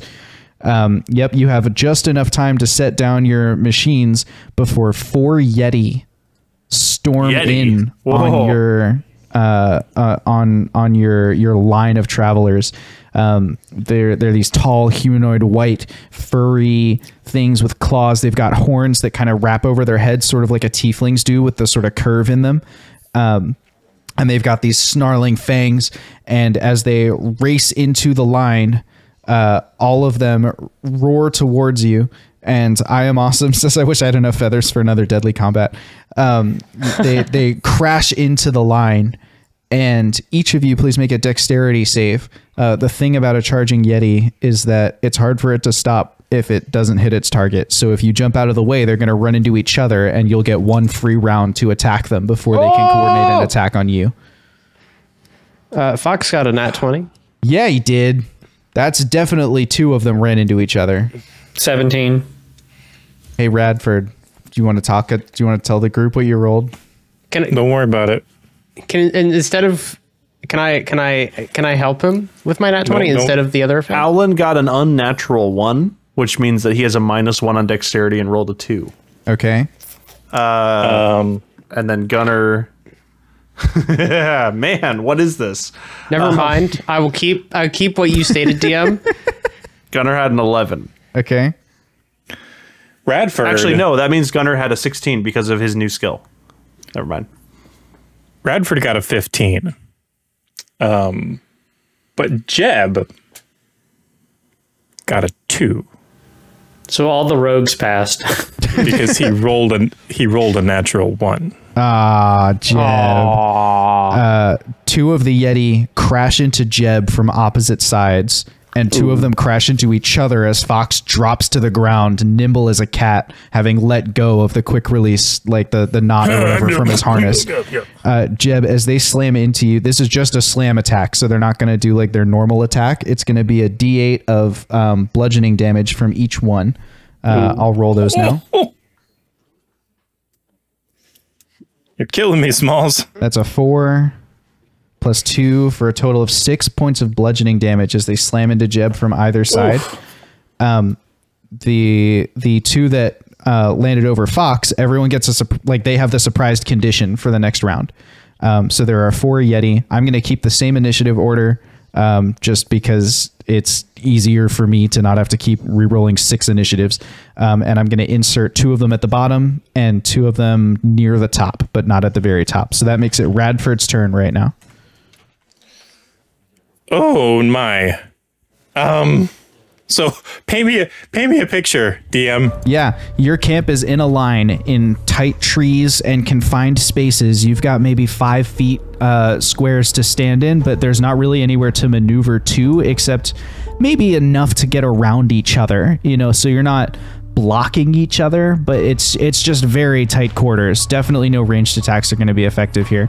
The trees overhead coalesce into a sort of blanket or woven canopy that blocks light from above you, and there are 2 Yeti that have slammed into each other over top of Fox. So Fox is prone beneath them, but they are stunned from running into each other, so they kind of bounced back to the left and right. Oh, I see. And then there are 2 Yeti that are actively, they're like compressing Jeb. They've run into him basically shoulders first, and they're kind of snarling and angry, but they haven't realized like, oh, this is prey, like I should slash at it yet. They haven't put that together. They just kind of collapsed on the lines, and this is where they hit. So both of those are at the middle of the group, so everybody is close enough to move up to it and do something if they want, and everything counts as flanked. Okay, dang it. Are you dead, little guy? No, but I hurt a lot.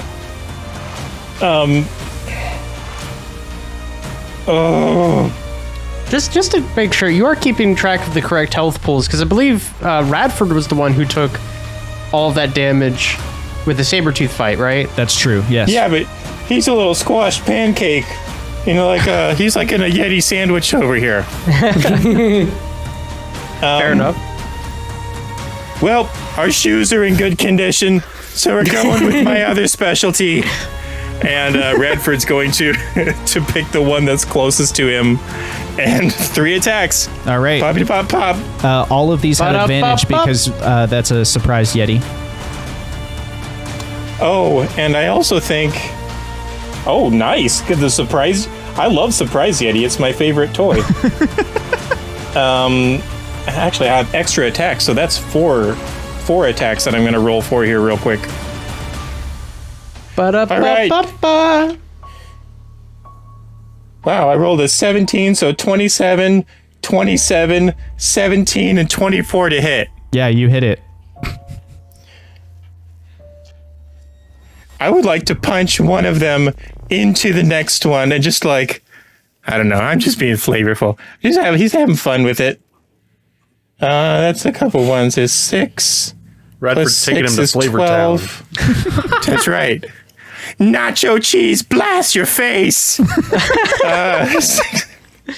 9 plus 20, I think. Taste the frosted tips of my claws. Baja blast. So yeah, that's 6 plus 6 is 12 plus 3 is 15 plus 20 is, what did I say? 35, I think, is my running 35 total. Yep.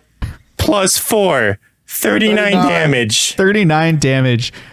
So I just raw Radford fist and a little bit of knuckle. Radford, boom, boom, boom, boom. The 4 punches hit it, and you're smacking it into the other one. I'll give you 2 choices. Radford can either kill this one, or I can split the damage in half as you knock their skulls together, and each of them takes half of that. No, I think he wants to kill it and send a message to the others. Great. Radford has killed one of the stunned Yeti.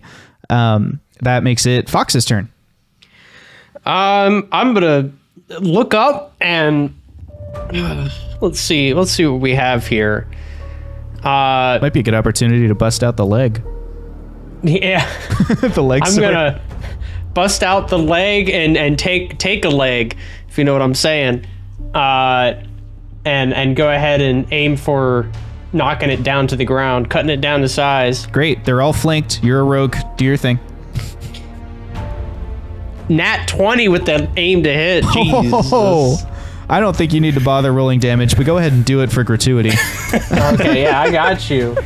I gotta remember my damage die. All right, so okay. This is like when See if you can do better than 29. This is like when you leave your village in the RPG and then you come back way later after you've like leveled up and gotten all the cool items, and you go back through the woods that were like so scary and prevented you from leaving, and now you just can like torch right through it all. I would say this is the largest level 11 party I've ever been in. Like 6 characters that are all level 11. Yeah. 24 damage. 24 damage? Yeah. Okay, you cut its leg off, but actually it doesn't die. That's with the doubling from your crit? Oh, I didn't double it. Okay, Double yeah, it dice, dies. baby. I forgot to double it. So the other stunned one is dead. So that leaves the 2 Yeti that are attacking Jeb. Can I turn around and just like growl at them? Sure. With intimidation? Yeah, roll intimidation. When he's doing that, can I grab his hand like the power handshake thing? Like, yeah. where we're just like from high five, just like. You reach up to grab his hand for the predator thing, and in the other hand, you realize that Fox has drawn a 1-foot scepter of gnarled wood, and the Yeti is rolling with disadvantage against being intimidated. And that's a non-nat 20. Dirty 20. It fails. Both of them. Well, actually, there's one. I'll roll for the other one. Yeah, the other 2 drop Jeb and race off into the woods. Just, I mean, no stealth at all. Just smashing through the trees and undergrowth and bouncing off of things and snarling at claws and like they leave. They have pieced out of this encounter. Whew. All right. Oh God, I got Yeti blood all over. Oh, this is. Yeah, baby. That's what I'm talking about. Good times. Going back to my roots. Yeah. I didn't get. You scared it away. I didn't get to hit one. I'm gonna hype up. I'm gonna do that another arm grab. Like, yeah, Radford, we did it. If you look back and see Gunnar before, like, right after the Yetis leave, you can see Gunnar holding an explosive, shrug, and put it back in his belt. Insert the pin. Bruiser will say to Gunnar. Really glad you didn't use that in this enclosed environment. It's okay, Gunnar. We'll get him next time. It was worth the shot. Gunnar like reattaches the red wire. It's like, let me just solder this back in here. Okay, here we go. Here, everybody. And before we keep going, I hand out some of my brownies to everybody. Nom nom nom nom nom nom nom. It's 4 temporary hit points. Woo! Those of you with multiple characters have to say nom nom nom twice to get all the hit points. Nom nom nom nom nom nom nom. Nom nom nom nom nom. I've never given inspiration for in-character nom nom noms, but that was pretty good, Gunnar. I think you can have inspiration for that. That was pretty great. I appreciate that. Nom. Nom nom nom nom. The rest of your journey through the dark wood, while probably paranoid, is fairly uneventful. Radford, even though it's been a long time since he was here, is able to navigate you to the sort of crack in the ice wall of the mountain. The mountain's base is still stone like any mountain, but you can see it's coated in a thick sheath of ice. And as it gets closer to the top of the mountain, the understanding is that all of the stone in the mountain gives way to ice. Like the ice has completely eroded it away from the inside. And so the whole top of the mountain is icy. At this point, if you look in the Discord chat, I have sent the mechanics for how Aulen's machine works. You could say this machine will allow us to scale and icy. I don't know. There's a 21 pilots pun. Yeah, you took a shot at it, but you only have 6 pilots. So there are 6 roles that need to be filled on this machine. So each of you will get to pick one. There's a pilot who keeps the machine moving. There's an anchor man who's going to help to secure the machine to the icy wall as it climbs. To recap from what Radford said earlier, this is a vertical shaft in the middle of the ice mountain. Probably a 1 or a 2 degree slope, but mostly straight the heck up. The machine that Aulen has devised is basically like tank treads, but they have spikes coming out of them that will chunk into the ice, and then there are a bunch of rope harnesses hanging off of it to allow the different people who are operating the machine to like strap in and tie in. So the machine's going to basically go vertically up the wall, and the rest of you will be kind of tied to the back of it. So like your feet are free hanging beneath the machine as it's moving vertically, and you're doing stuff with your hands to keep it moving. So there's a pilot who keeps it going, an anchorman helping secure it to the wall as it climbs. There's a spotter who can either check for hazards ahead or assist the anchorman by checking the alignment of the hammer. We'll come back to all these things soon. There's a rear guard who is ensuring the spikes come free of the wall once the machine has climbed past, keeping the tank treads moving. And there is a rope master who's making sure the rest of you stay tied in safely, because the machine's going to be bouncing and like a lot of jarring impacts as it slams into the wall and pulls free. They also have the opportunity to deploy countermeasures if your spotter sees a hazard coming. So I've sent the party a sheet or a doc basically with a list of kind of all the actions they can take in each role, but each turn goes in a certain order where the spotter's going to do something, the rear guard goes, the pilot goes, the anchorman goes, the rope master goes, and then I roll for hazards and complications. So each round there will be a complication die, and that will determine whether there's a hazard or a complication in the next round. And we'll be continuously moving to try and get the machine to the top of the mountain. You've got a lot of mountain to traverse. What does the sixth person do? The sixth person, 1, 2, 3, 4, 5. Oh, I guess I was the sixth person on here. That's no good. You tell me, Alan. You designed the machine. What should the sixth person do? Oh, geez. I can come up with it if you don't want to. Well, you got this. You got this, Alan. It seems to be. Could the sixth person help with the countermeasures? Because like the rope master seems to have the most to do as far as they can like check. They check the actual strength of the ropes and they do the countermeasures. So maybe the sixth person does the countermeasures and the rope master focuses on the checking of the strength of everything. Yeah, that's fine. Okay. Yep. So the rope master each turn can pick one person whose harness they can check, and then we'll have a person who's like what do you want to name that person, Aulen? The gunner. The gunner. I like it. The gunner can use the countermeasures, which for your benefit, viewers at home, the countermeasures are an ice shield, which slows the progress of the machine, but it will block falling hazards above you, and a frost torch that will flash freeze a section of the wall if it starts to crack, but of course that will also slow down the machine. Basically, that's a turn where you can't move. So that's what the countermeasures are. And there's a real torch, like just a normal torch, which will warm up the machine to keep the users safe at the risk of damaging the wall, or to get you out of like tight ice or anything like that. So assign your roles however you will. If Aulen as the leader wants to assign those, or if there's another way, that's fine. You can all decide. The only things I feel strongly about personally are that I feel like I would make a good pilot. I believe that everyone else will have a pretty good idea of what aspect they would be strong at.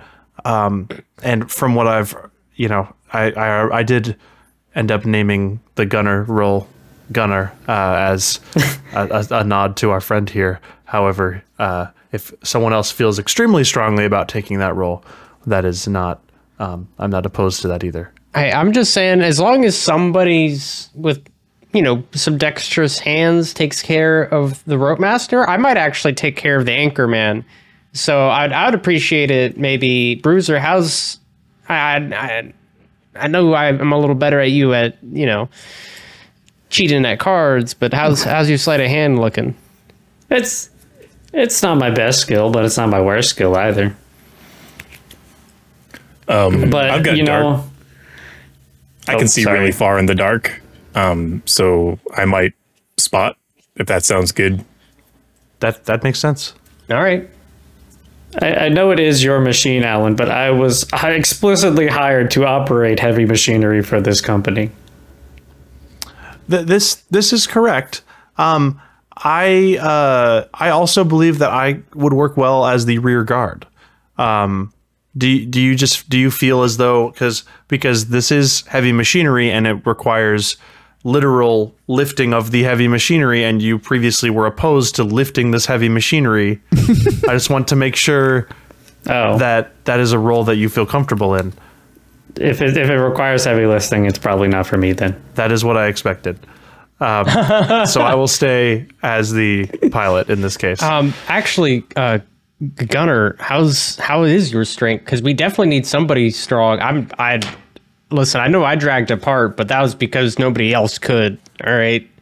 While I do respect the naming of the gunner role after myself, after all, who wouldn't want to name something after, anyway. It's a good, solid name. It is. I can definitely take care of the ripping the spikes out of the wall. Yeah, that's something I can definitely do. Okay. Who's going to be the rope master? One of us. I mean, I got to do something, right? Yeah, Radford, how are your hands? Hey, are you good with knots? Oh yeah, I am not good with knots. I'm great. I am not great.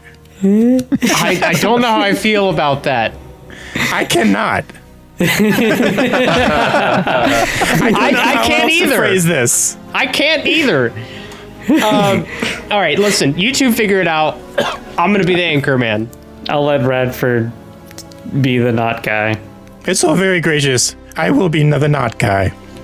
In a strange turn of events, the people that get confused are the, Bruiser is the gunner in this case. That's pretty funny, actually. Oh. It seems. How do we get you two confused? I mean, we don't look the same in the slightest. You don't it's look all simply in the naming and the general roles that we fill in the team. Which completely we fill different roles in the team as well. I think it's literally just in the naming. When you didn't know us very well, you were able to, Bruiser, gunner, you just say it willy-nilly but anyway, it's just funny.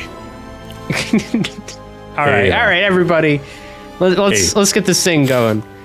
Aulen, yes. Can I talk to you for a second? Yes, while they're setting course. stuff up. Yes. I want to pull Aulen to the side. Hey, I didn't get a chance to ask you earlier and whatnot, but do you have my stuff? Yes. I actually was under the impression, well, maybe I just intended to, but completely forgot. I have all of your stuff. And Aulen will, get his pack out and, just give, not Radford, Jeb. Let me pull Yeah, it gives Radford all of Jeb's stuff. Aulen has Jeb's notebook and the big boy and the blunderbuss, and those are the main things that he kept. I don't know if he had everything else that was in Jeb's pack, but his notebook and his 2 guns. Do you have my amethyst lodestone? I specifically remember the conversation about that, although I don't know if it happened at the table, where it was left behind as supplies for the people in Gaim, like for the other adventurers who weren't going out. So that and some of the other artifacts and things were left behind for them, like one of the ice rifles and some of the other things like that were left behind. Aulen, I don't think has the amethyst lodestone, actually. I think that was left behind. Oh man, you're making me cry, Aulen. I appreciate what you did hang on to. Dang. I'm sorry. It's okay. No worries. No worries. That's my mind. Is a figure of speech. Okay. Well, no, I appreciate you hanging on to this stuff, and it's nice to have Grandpa's book back. Yes, I intentionally held on to the things that I knew had the most sentimental value to you. I missed you, baby. And he just stands Big Boy up on the ground and just gives him a hug. Oh man, it's so good to have you back. You better make sure that thing's secured to yourself. Chat says it sounds like Aulen froze Jeb's assets. Chat's got the ice puns tonight.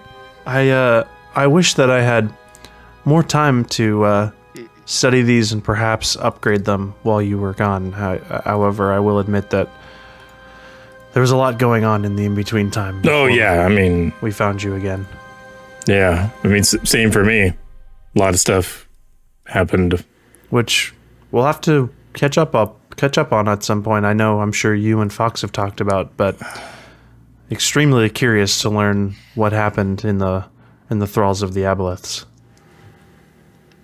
Yeah.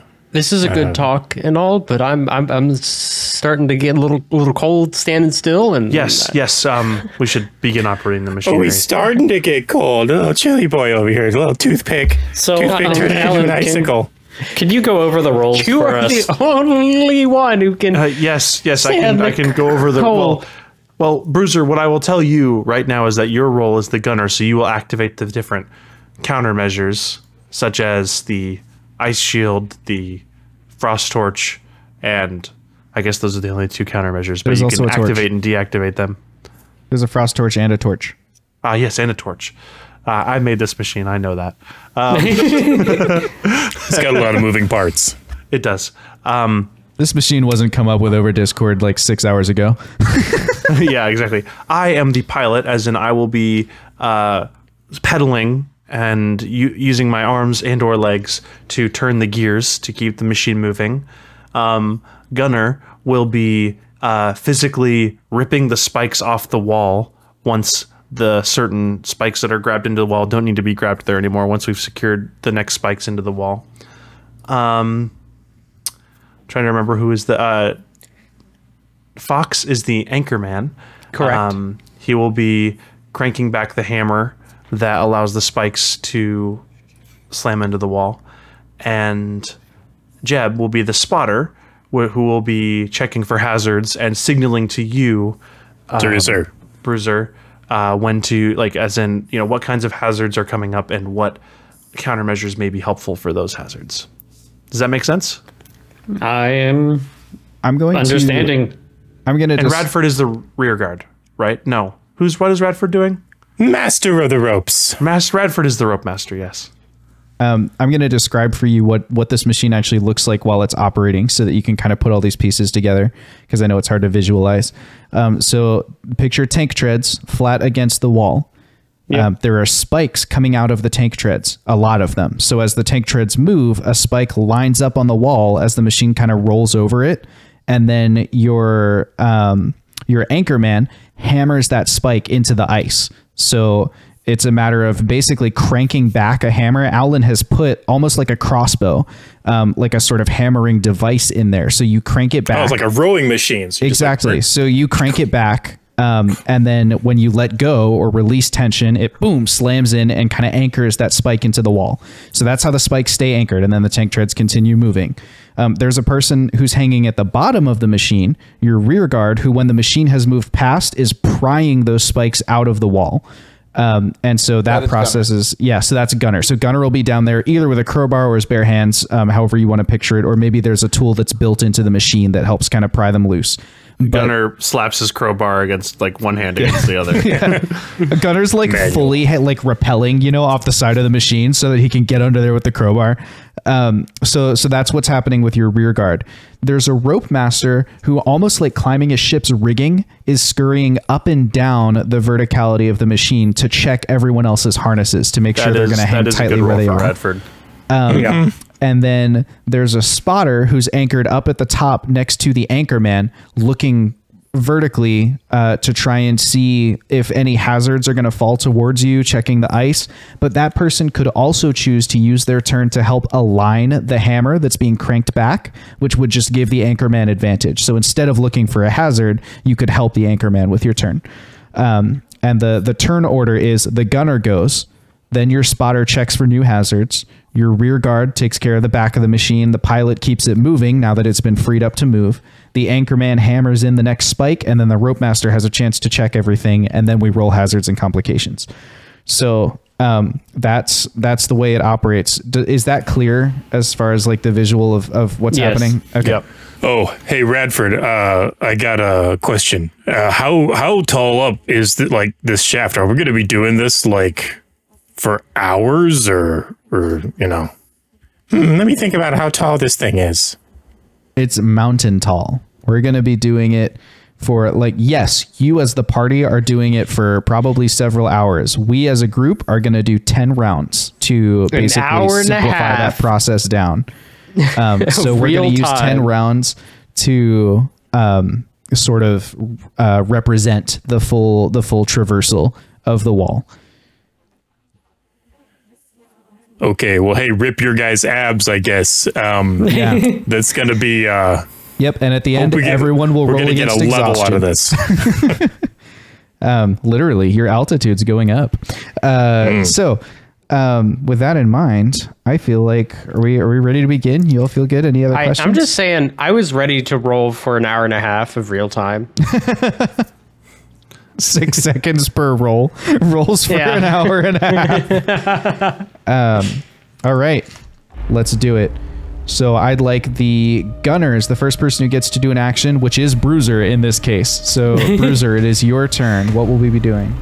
I guess there's no hazard, so I guess anything to assist with anyone else at the moment. The gunner can only activate. You have your actions written in front of you, so you can activate the ice shield, stow the ice shield, or activate either of your torches. So otherwise, you're just chilling for a turn. Just chilling. Okay. Wait, sorry, just to clarify, does it make sense for the gunner to go before the spotter? Yes.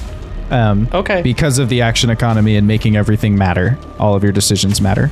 Because we see hazards. Anyway, yes, it's going to work this way. Now the spotter goes. All right, I am going to cast Fly on myself. I'm going to hop on my blunderbuss and fire off a fly just to give myself a little bit more mobility for this first 10 minutes or so. And I'm going to zip up and just kind of shoot up a good ways, kind of scope things out, and then come back down. Well, you're harnessed to the machine. Well, then I end up pulling a little bit. Because I already did it. I'm like, okay, here we go. Perception. Okay. That's a 10. There's a 10. You don't see any hazards above you just yet. The rear guard gunner. All right. The machine is climbing, so there are spikes to pull out of the wall. 15. 15. You successfully pry a spike out of the wall, and you rolled high enough that I'm not rolling a complication. Aulen, go ahead and roll as the pilot. You're just keeping the machine moving. Alrighty. See how well we do. 12. Here. 12. The machine's moving. It's nothing to, write home about, but it's nothing to sneeze at. You're making slow and steady progress, especially in this introductory phase. Everybody needs a chance to figure out what's going on here. Which brings us to our anchorman, Fox. Bada bing, bada boom. That sleight of hand, if I can read, is a 22. 22. You line that hammer up just great, and boom! The next spike is anchored into the wall with a slam. That thing's got some punch. And that brings us to Radford, our rope master. I wasn't sure whether we would be going into a rock wall or a ice wall, so it needed to have a lot of punch. That's fair. Just in case. Yeah, that's fair. All right. Radford's actually going to unhook his harness and just kind of let it hang. He's got to be free, man. He doesn't want a shoulder prison. Okay. Rolls a natural 1. Did he really? Yep. Radford, I know that this may be counter to what you're used to, but those harnesses are there for your protection. We've just established that each round represents like 10 or 15 minutes of travel. So Radford falls like a decent way, like probably. He falls? Well, if he took his harness off and fell, right? That's what. Well, maybe his harness just goes. I don't want to. Never mind. I won't speak. Can Jeb use a reaction or sure. like do something in this? Can he cast levitate on Radford? Sure. So Jeb's fly dissipates, and he twists the nozzle on his blunderbuss and boom, shoots it down at Radford. And this like yellow smell. Like it's like a yellow poofy cloud, and it like radiates off of Radford a little bit, and he's just kind of like floating. And Jeb can control his verticality. Okay. How long? 10 minutes. Okay, that's plenty of time to bring him back to the structure. He's probably not going to be able to do anything for helping people check their ropes, but probably going to take the whole 10 minutes for him to get into this stupid harness. Yep. He really hates it. Radford, that is possibly the most essential piece of equipment on this machine is your harness. I mean, I took off my top because it was finally getting cold, and now this thing's chafing my scales. It's like in my armpits. Oh, like, I'm sorry that I didn't add padding or wool or some sort of well, nice, maybe do better next time. You literally have scales. Your scales should protect you from things such as chafing. Never mind. I mean, it's pushing my scales into my body. I just imagine this is like the classic like person who just fell off ride said right before, who needs safety harnesses anyway? What are you gonna do, drop me? My mental image was in a different direction. I was picturing like someone standing outside the crack in the wall, not knowing there's an ice crack there, like the two Yeti who ran away, like, man, that was scary. And then they just hear voices echoing down, like, you should really have scales to protect against chafing. Like, it's that brings us to the next round. Bruiser, do you want to perform an action? No, because there's no hazards to avoid. Right. Jeb, you can spot, but you're going to do it at disadvantage because that's a lot of magic you've been focusing on, trying to move around your friend there. Well, yeah, I'm going to spot. That's a 9. 9. Okay. You think something looks a little bit off, but you're not sure exactly what it is. But you get the sense that there is a hazard somewhere approaching. You just don't know what the hazard would be exactly. Hey, Bruiser, I see something up ahead, but it's, I don't know, like there's like a wave or bend in the ice or something. I can't see it. It's a little bit up there. So I guess be on guard, but I see something. I just can't tell what it is. Gunnar, your turn. 15 again. 15. Gunnar's doing great back there. Ching, the spike comes free of the wall. No issues. Because of Gunnar's reliable talent, anything I roll lower than a 10 is just going to be a 15. Must be nice. Yeah, so really, Gunnar's doing quite poorly, is what I'm hearing. Well, no, he's rolling poorly. Gunner's rolling poorly, but because he's so consistent at doing what he's doing great, actually. That's good for him, actually, yeah. How's Aulen doing in the pilot's chair? Let's see. Only one better than last time, 13. All right, the machine continues kind of slogging along. Fox, as the anchor man, go ahead and line up the next spike to go into the wall there. That's 24? 24. It slams into the wall. And Jeb, you see your hazard start to get realized as a crack shoots up the wall ahead of the machine as it's climbing. And Rope Master Radford, well, no, you're back by now because it was like a 10-minute chunk of time. I love the idea that Rope Master Radford's first step was to get rid of his rope that he is the master of. That's hilarious. Rope Master Radford, you can choose someone's harness to check if you so choose. I mean, I've already checked my own. I'm gonna. That's one way of checking. We'll just start at the top and work our way down. So I'll check on Jeb's. Okay. You check on Jeb's harness. Go ahead and roll investigation to see how it's doing. Investigation. I got 16 plus -1. 15. It seems okay for now. You can tell like the vibrations are loosening the knots, but Jeb's good for a little bit longer. His knot's pretty tight. Looking good, buddy, and a pat him on the back. Thanks. That's Okay. No additional complications for this turn, so that's going to bring us back to the top of initiative order. Bruiser, it is your turn. Could I ready an action just to see what the hazard is? Because like, there's no way. Like, if I pick the wrong thing, then just it makes the situation worse. Would I be able to ready an action for when the hazard comes into sight? You can pick one to ready, I guess, so that if the thing starts to fall, you do whatever that thing you readied is. Okay. I'm gonna ready the ice shield. Okay. I just would like to say there is a crack in the wall. Yeah, I was gonna say I've pointed out what the hazard is to you. I thought you said Jeb didn't know what it was. Jeb didn't know. Oh, but if you're listening to the other people's turn, yeah, stay engaged, man. Fox did his Anchorman roll, and a big crack shot up vertically in the wall into the ice ahead of the machine. Oh, okay. Well, then I will use the frost torch. Okay. The frost torch flares to life. A cold, blue, harsh light kind of flares down the tunnel, echoing in all the crystalline edges of the ice walls around you in this shaft.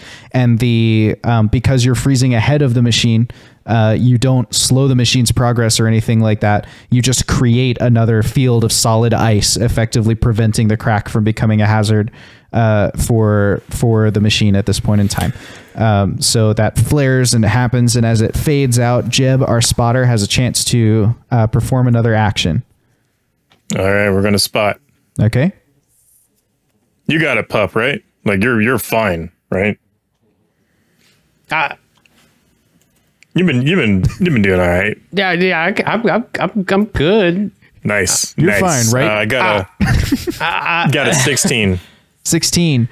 Jeb, you can see that up ahead of you, there is a section of ice that looks like it's been kind of eroded by the passage of time, and you're pretty sure it's going to fall sometime in the next 2 or 3 turns, but you don't know exactly when.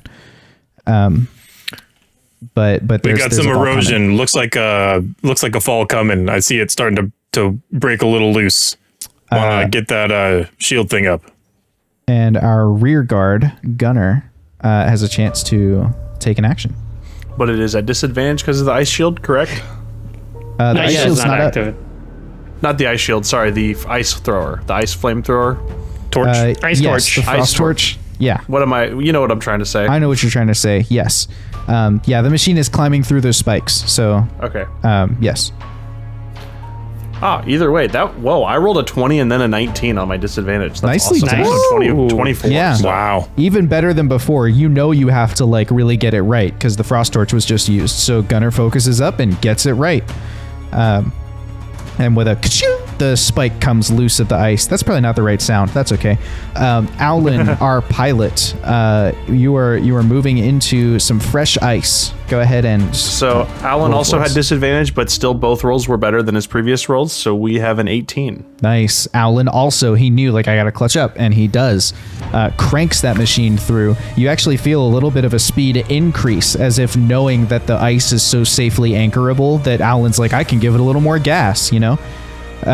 Great. So that keeps the machine moving, and Fox readies himself to get the next spike in place. 13? A 13. Fox pulls back the winch, but actually lets it slip just like a half second too soon.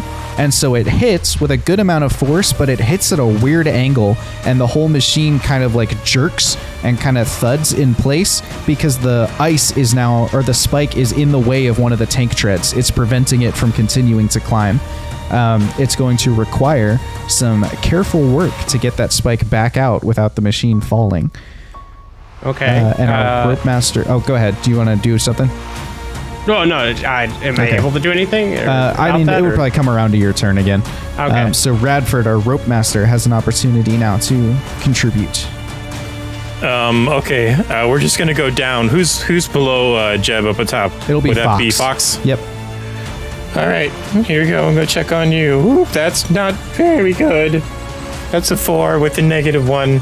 For investigation 3. or to resecure him? Oh.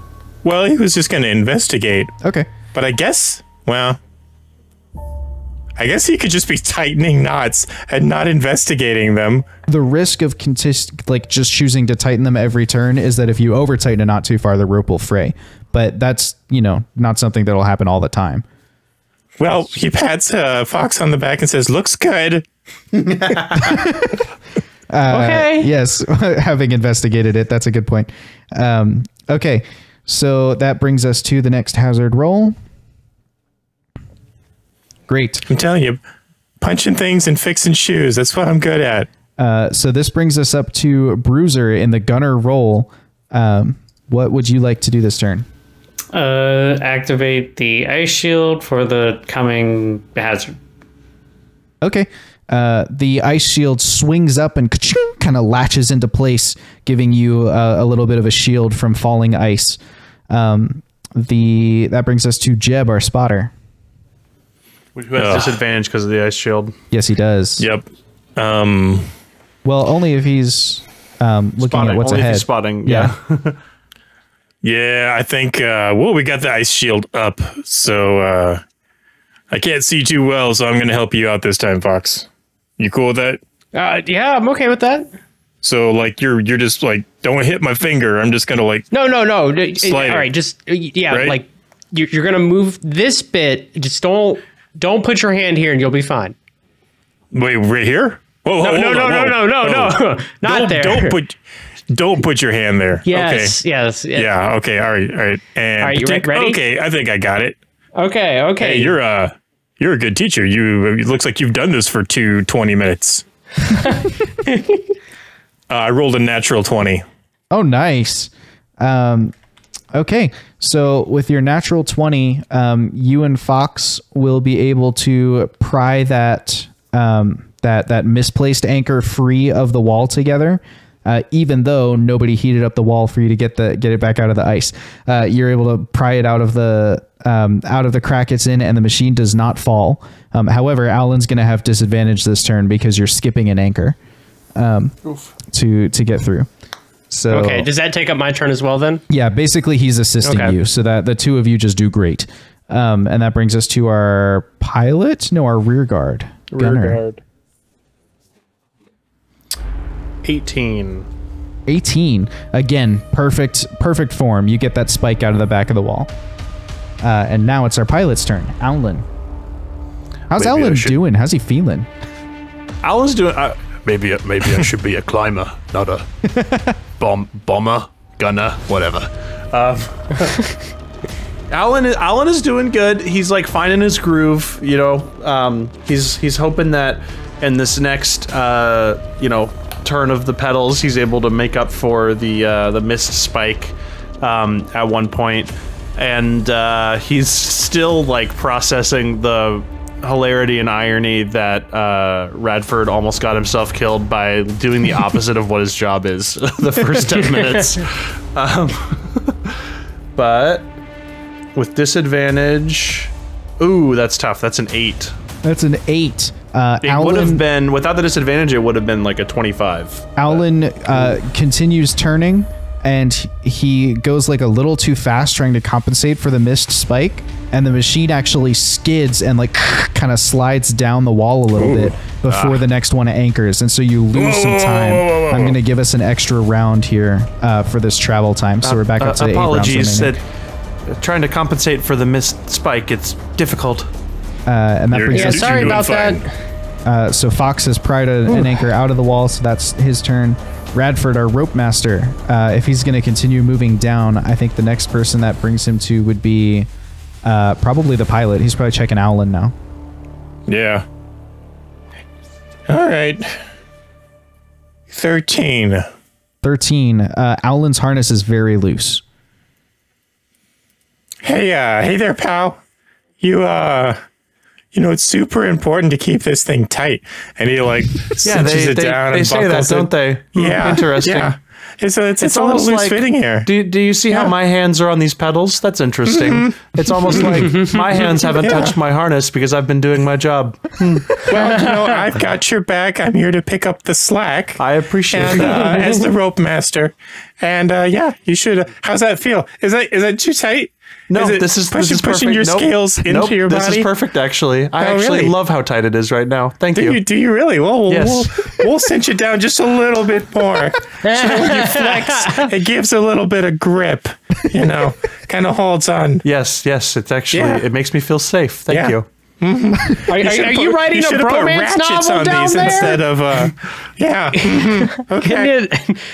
And he pats him on the shoulder. He's like, "Okay, big guy, you're good. Yeah, that's a really good harness tightening job. Thank you. Yes, it is. Yes, it is. Okay. I've rolled for hazards and complications. Bruiser, it is your turn as the gunner. Keeping the ice shield up, but that's it otherwise. Okay. Jeb, the spotter.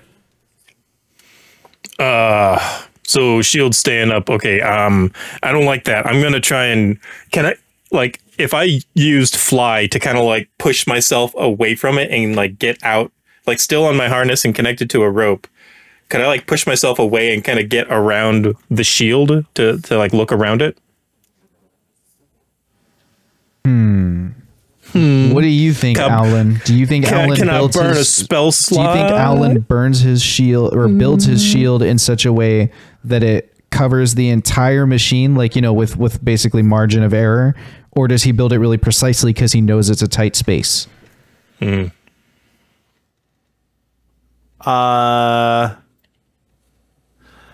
Aulen would probably, oh gosh. In the mind space that Aulen was in, he would have built it with margin of error because he just wants to be safe as far as the coverage of the machine. So I think the ice shield probably is the full diameter of the tunnel then, basically, so that when it's stowed, it, like, you know, as it folds over, it forces whatever's fallen on it to pass the machine. That also accounts for the actual game mechanic of the fact that it's difficult to see around the ice shield. But yeah. So yeah. So I don't think that would work.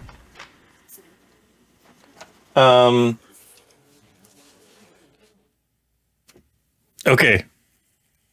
I'm going to, Jeb's going to pull out his blunderbuss and point it upwards and go and cast fog step and pop up above on top of the shield. Okay. And just kind of no write harness? it out up there. Yeah, as I did say before, the harnesses exist for a reason. Okay, so Jeb's up on top of the shield, and I guess for this round, well, it's still like 10 or 20 minutes, so yeah, go ahead and roll your perception or investigation, whether you're inspecting the ice really close to you or whether you're looking ahead for threats. That is a 14 plus 0, so 14. Okay, the jarring impact of the machine on the wall has knocked that bit of stone or that bit of ice loose, and you can see it teetering on the edge. It will fall next round. Well, I made this decision with my own free will.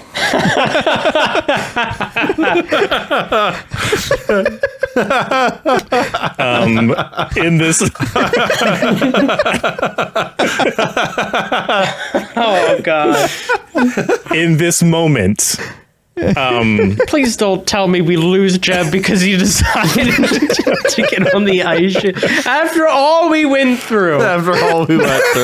Where he's just gonna be a smear on the windshield. Rocks fall, Jeb dies. Jeb's statue is just a smear on another stone block. Oh no. So here's my question though, DM. You know, we're doing this. We're doing this in like 10-minute intervals and whatever. And this is a piece of stone, right? It's not just like an ice block. Or is it an ice block? I think it's an ice block. It's an ice block. Okay. I mean, if it comes crashing down, it's big enough that it's going to like smash into this shield. It's not just going to fall off. We've already established that this shield is the entire diameter. So if this thing gets folded down, it's going to like fall past us. Yeah. So like that's not good either. Like it'll keep it from like hitting us, but we still need to handle it. So in this time, can Jeb like prep some spells to try to handle this thing and like see if he can completely get rid of it? How about one spell? One spell. Okay. It's cold as cold. That's my reasoning. No, you're good. You're good. You're right. Well, let's continue on with everybody else's turns, and I will think about a plan while I'm doing this. Okay. But one spell, maybe he fog steps back down. No, I don't know. We'll see. Aulen could, if there was a way physically, like a path for this to happen, Aulen could try to throw him his flamethrower to like time it with like okay, the ice falls, fire the flamethrower at the ice, try to melt it away from you, basically. What's the shield made out of? Probably something strong, adamantine or Epicness. onyx or something. Yeah, probably stainless steel. If we think about it, stainless TM steel. So it conducts heat. Probably. Yeah, probably. I think I have a plan, but you guys continue. It is Continue on the Gunner's rolls. turn. Gunner, the rear guard. Okay. Alrighty then. That is a 17. Yeah, easy peasy. Gunner pops the ice spike out of the wall. Aulen, the pilot. 11. Better 11. than The 10. machine is at least moving again. That brings us to Fox, the anchor man. All right. Just be safe up there, Jeb. I got a 19. Oh, I'm being safe. It's all good. I was really worried that you were gonna go up there and something would happen, but For the all next right. 9 minutes, I'm absolutely fine.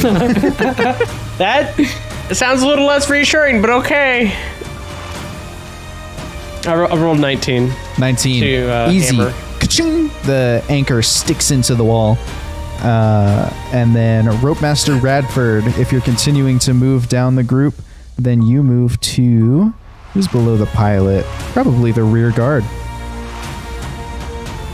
So that's Gunner. All right, let me squeeze down here. That's a 12. 12. Gunner's harness is very loose. Okay.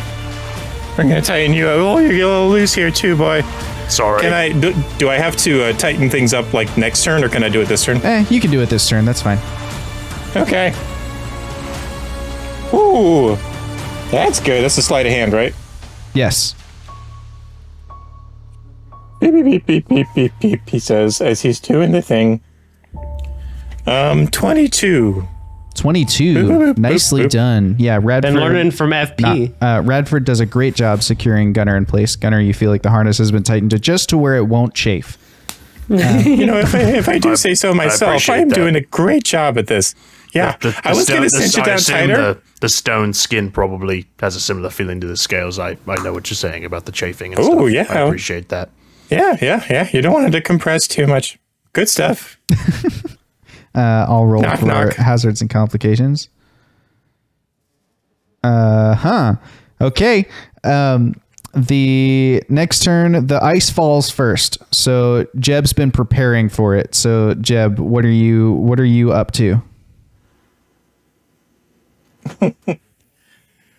All right, I'm really upset about this because it's like my signature move. and I was like, Wait a minute. holding on to it for like a really cool moment, and nobody's gonna see it.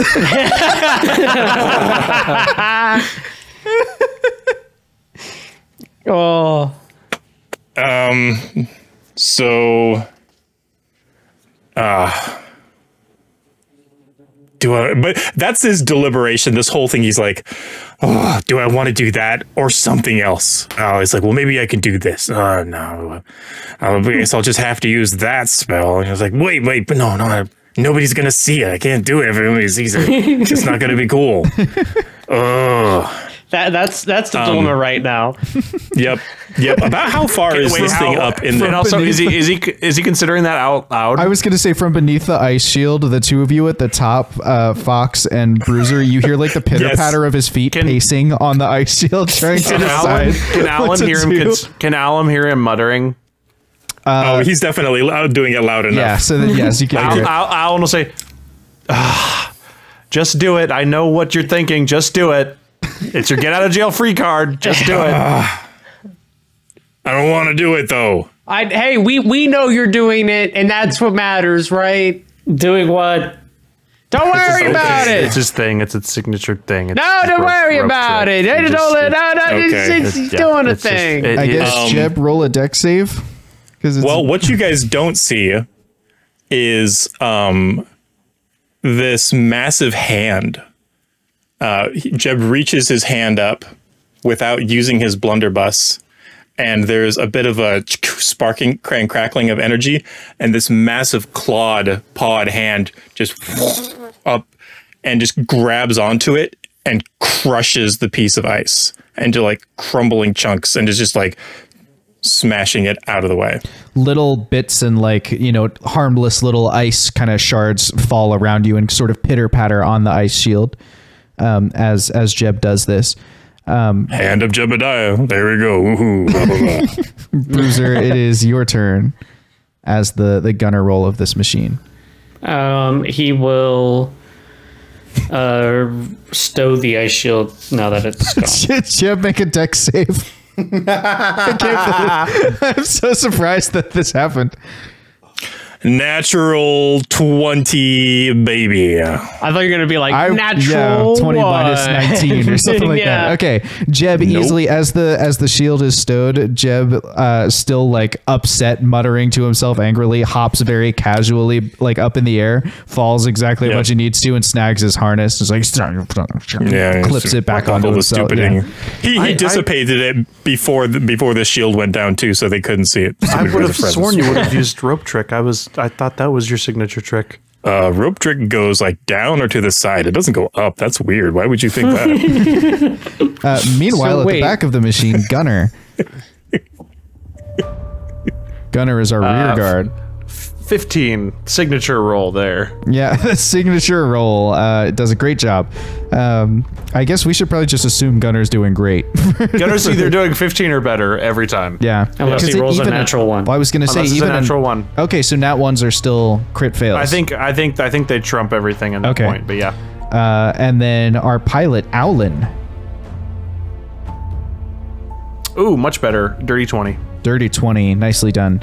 Aulen is able to actually gain a little bit of speed here. With a 20, you're able to make up that lost time that you lost before, and the machine takes a big surge upwards, bringing you back to 5 rounds till you reach the top of this ice shaft. We're only halfway up. Fox, our anchor man, is taking a position. Let's go. 18. 18. You successfully, boom, align the hammer, knock the anchor into the wall. The machine keeps climbing. I'm pretty good at my job. You're really good at your job. In general, all of you are doing great. Solid. I think probably, well, never mind. Jake just left. So let's go into the next round here. So, Bruiser, it is your turn as the gunner. What about the rope master? Oh, yeah. Radford, rope master guy. Who's next on my list? You're back down. To you, I guess, or you're back to the top. Okay, I'll do it on me. Okay. That's a 4. A 4? You think your harness is fine. Wow, I really did a good job on me the last time. We're still solid. Okay. Whee! And he like swings back a little bit, like dangling on it. Yeah, he swings back and dangles, and it frays. Make a dexterity save.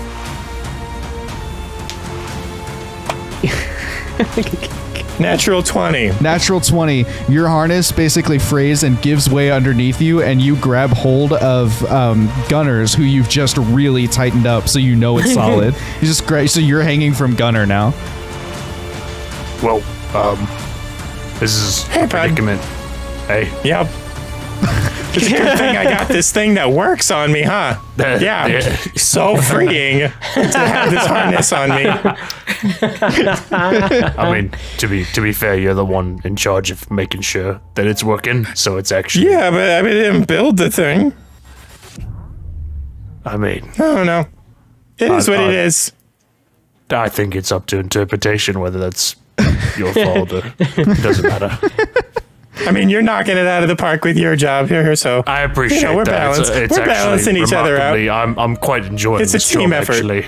Thank you. It's probably because of your custom crowbar thing. You know, it looks precision made. It's quite helpful. Thank you.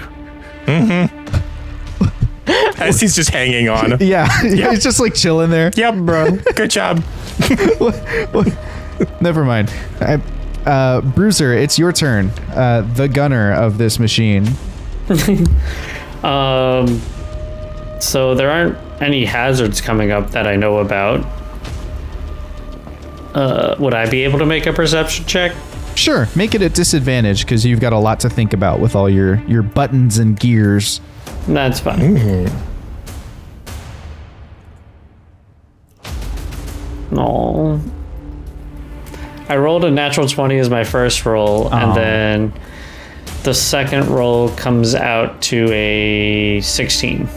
The wall up ahead of you seems inexplicably softened in one spot, as if some kind of large fist-sized something has just crumbled something against the wall.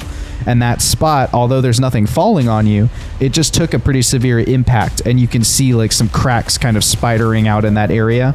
You think it's probably one round before the machine hits that ice, and if something doesn't happen to it, the machine will probably crack that and fall. Could you let me activate, or is that not this turn, but you could do it next turn. Will it be too late by then, or no? No. Next turn, it will hit that thing, so you can do it right as the machine gets there. It'll just impact everybody else. Okay, Jeb, our spotter. Well, I see a great big old crumbly thing up there. Wow. Not sure what happened with that. I got a 11. On what? What are you rolling? Oh, I'm sorry. I'm percepting. Okay. Yeah, you spot that, and you also spot that Fox is like, his harness looks like it's not doing so hot. It's looking pretty loose, and Fox hasn't noticed because he's so like focused in on lining up the pins for this hammer and making it work out. Man, I can really wiggle in this thing. Yeah, you got a lot of movement. It looks like your buckle's coming on. Hey Radford, we need some help up on Fox you look up here. Down and Radford is hanging off of Gunner's harness. You got it. I'm on it. Gunner, your turn. All right. That's a 21. 21. Yep. Gunner is doing great despite having Radford hanging off of him. Aulen, Solid our as a pilot. rock. Aulen got a 24. He's doing great too. You pick up a lot of speed, which is great, except for the danger of what you're running into. It'll be a near thing this next round. And that brings us to Fox, our anchor man. Good evening, San Diego. I've been waiting for some sort of anchor man, whether that's nice in a literal sense or the Will Ferrell movie. I'm not even mad. I'm upset. That's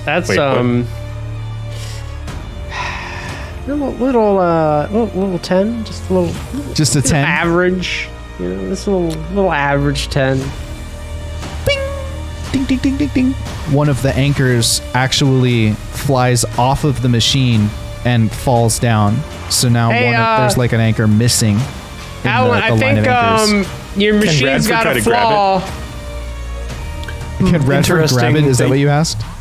Yeah, can you like grab it? Roll dex save with disadvantage to grab it.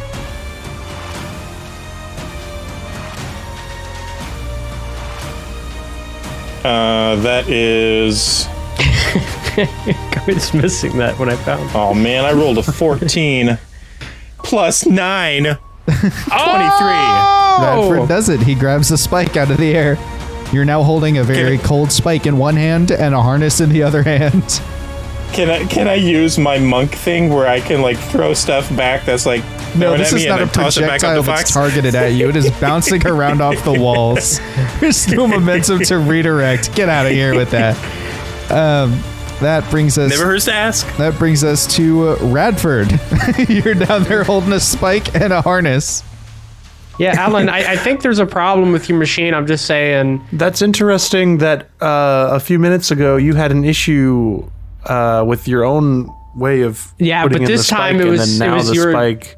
It was your machine. Yeah. Interesting. You should get it checked out. I will check out and find the source of the problem. As a beta, it's actually I'm not sure. easy. It's actually quite easy for me to determine whether something was user error or the problem of the machine. Yeah, I'm just saying I don't think it's gonna hit production. All right, I'm not in this state. This is actually a special handcrafted machine simply for this purpose, with no intention of mass production. I love that this conversation is happening while Aulen is like chugging on the exercise bike, and Fox is like up there on the rowing machine, just like their heads are like almost near each other as they're just going back and forth. Their voices are probably coming closer and further away as they like go through their exercise motions. And Radford's still dangling down there. That, It could just be. I just don't think that it's ready for, you know.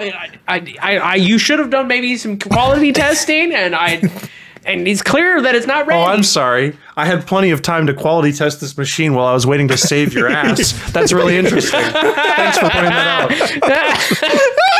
out. You know, Fox laughs at that. Fox genuinely laughs at that. Oh.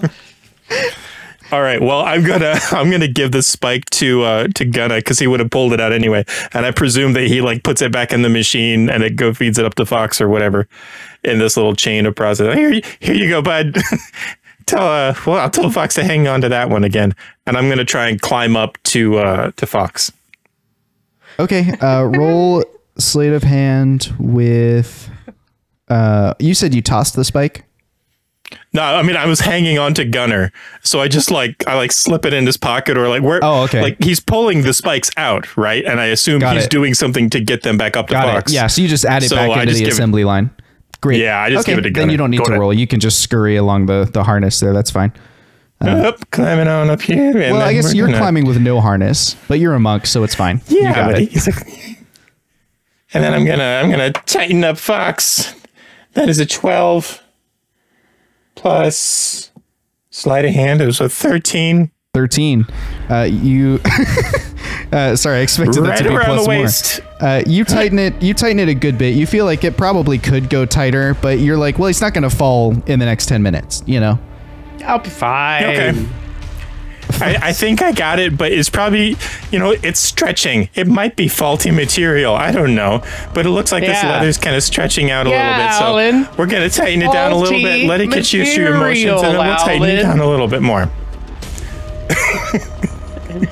Aulen just silently continues pedaling, shaking his head.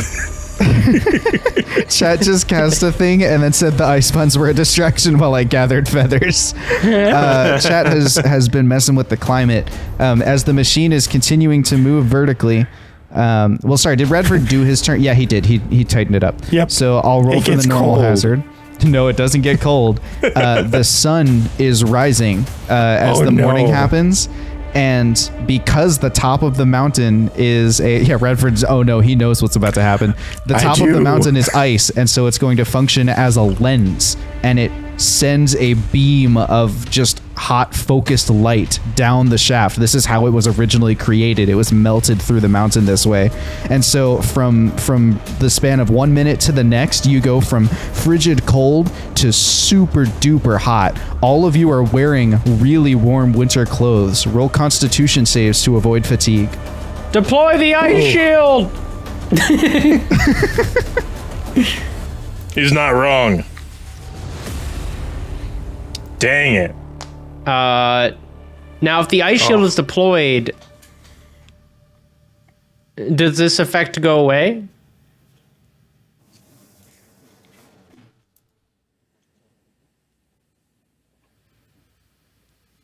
Okay, well, I rolled a 4. Jeb rolled a 5.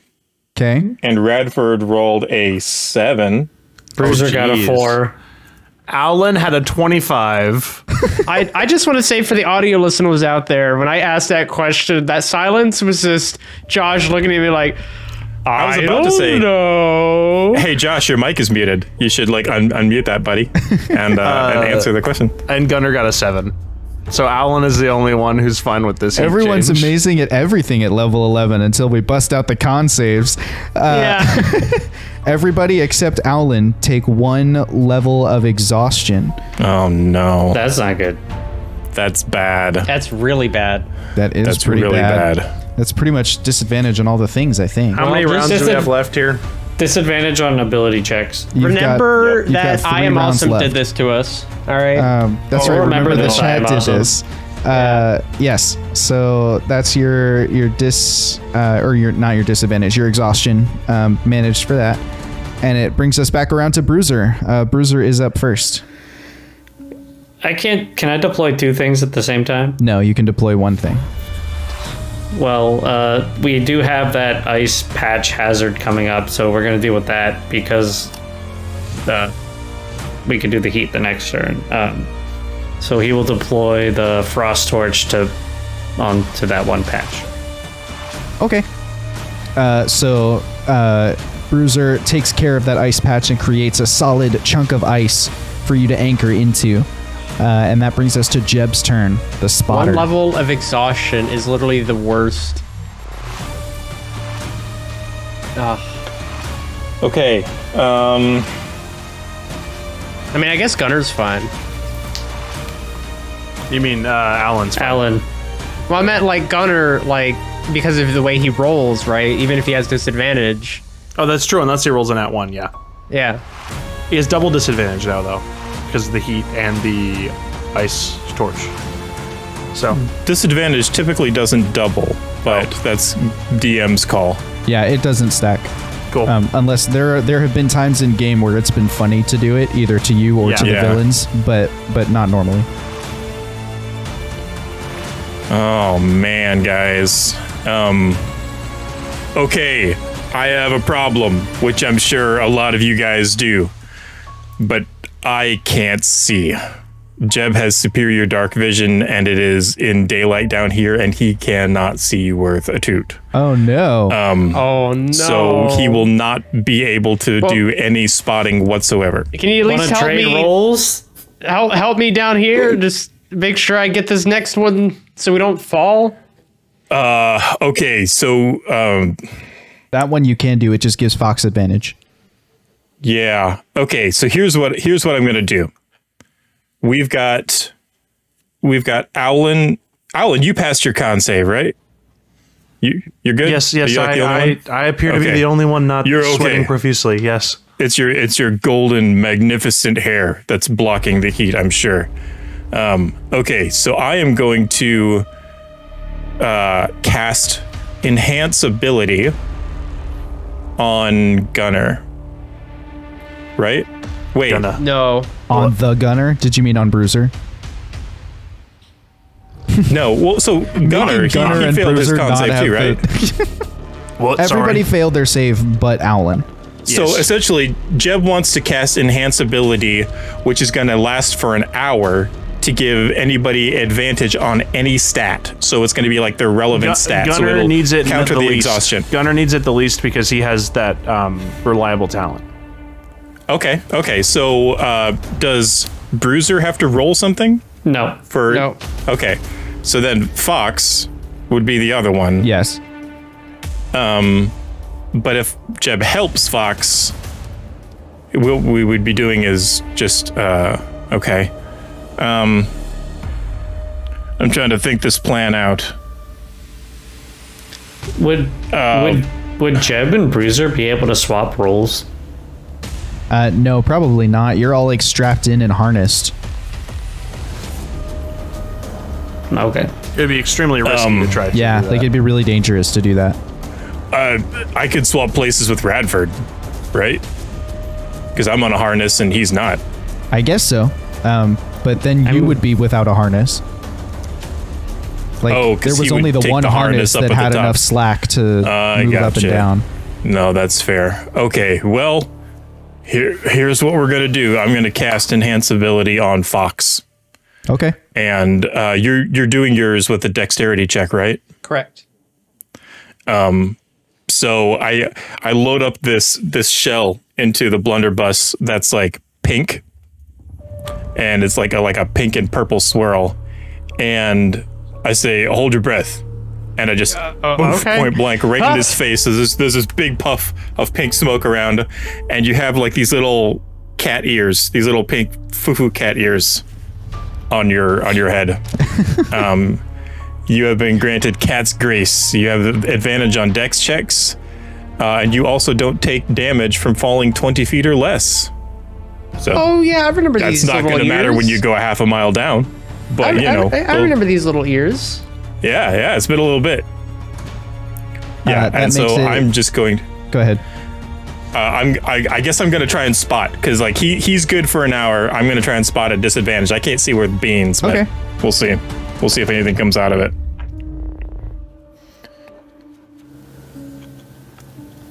Oh no. Wash fell out of his chair.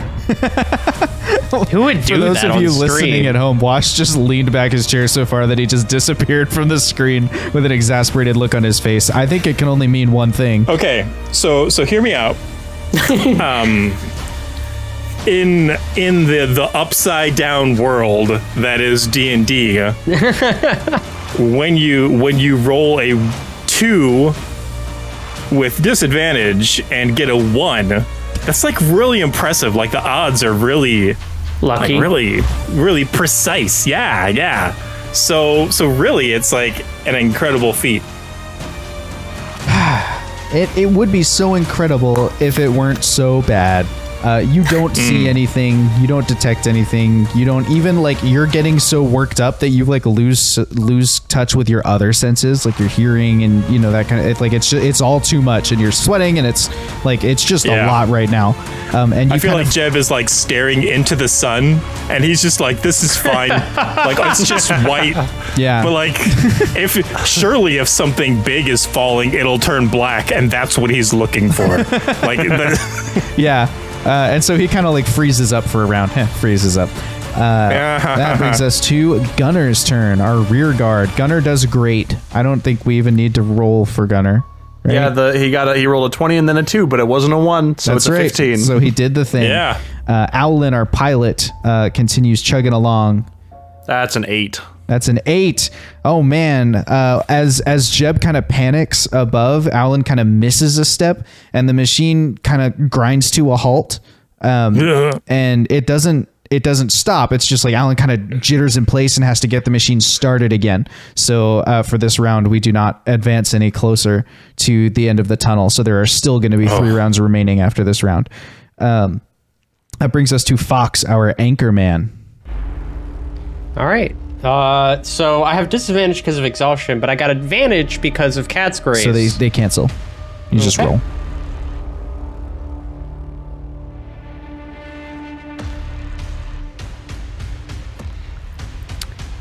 Okay.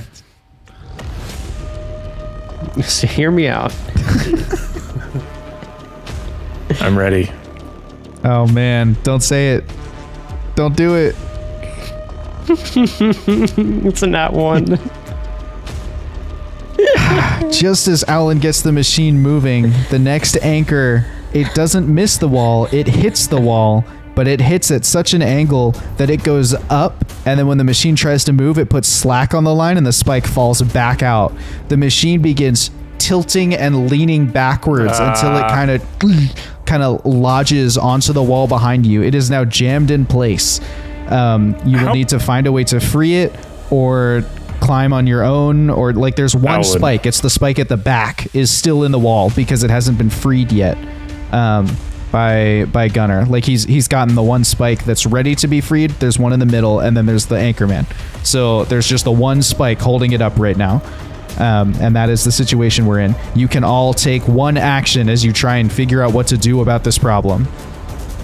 Aulen, how much does this thing weigh? This apparatus.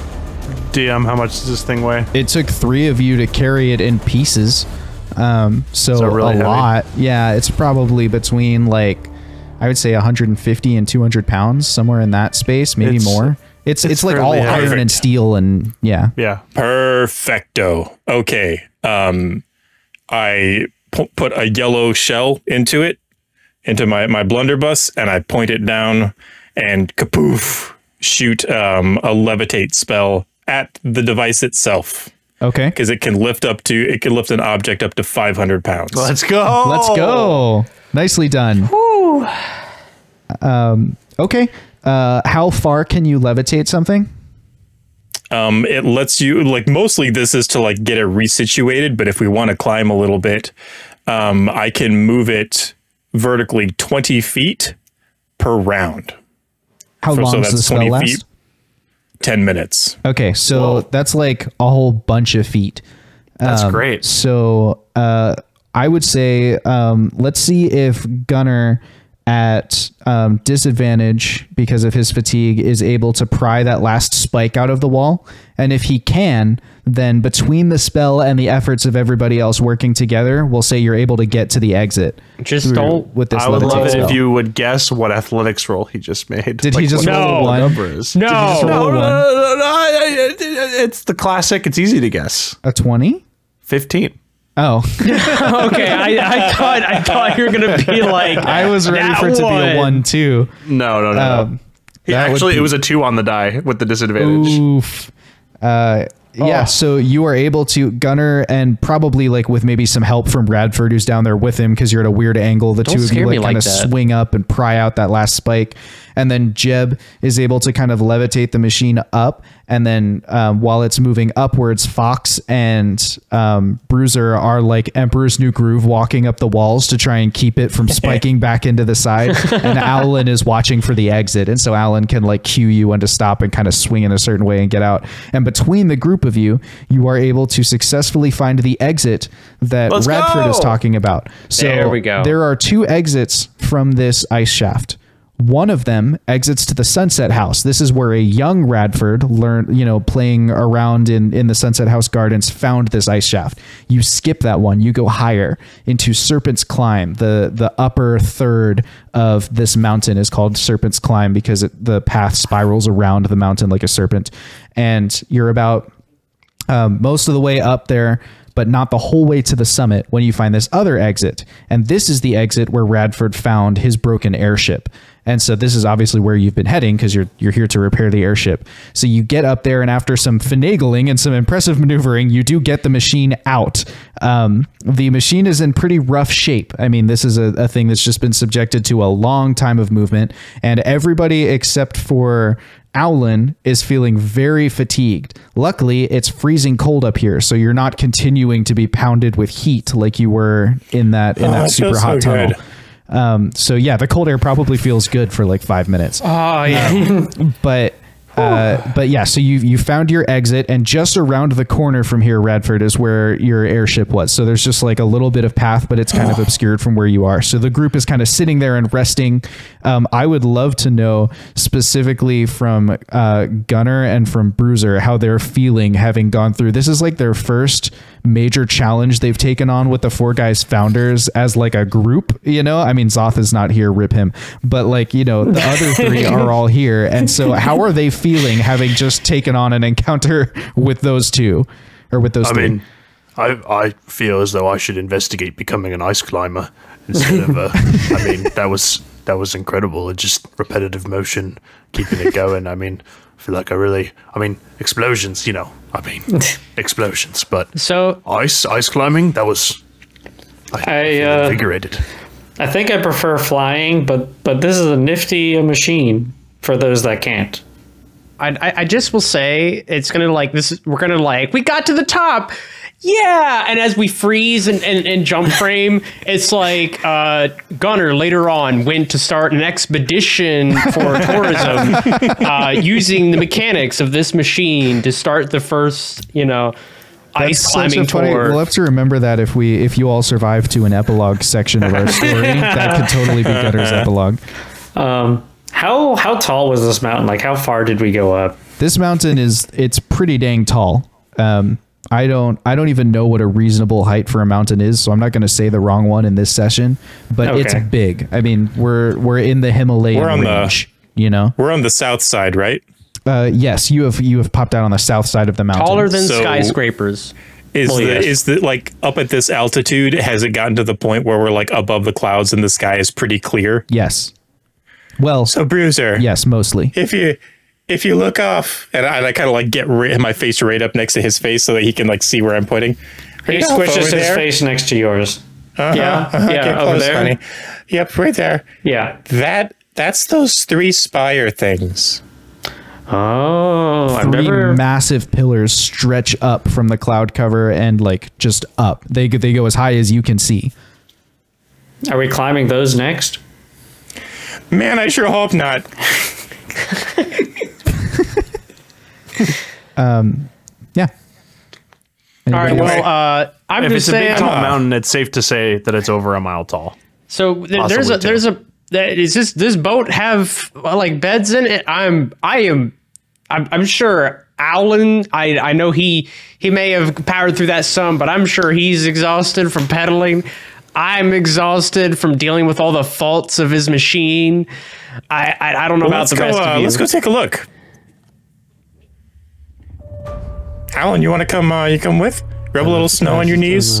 Faults of this machine. What is it? Got here, didn't we?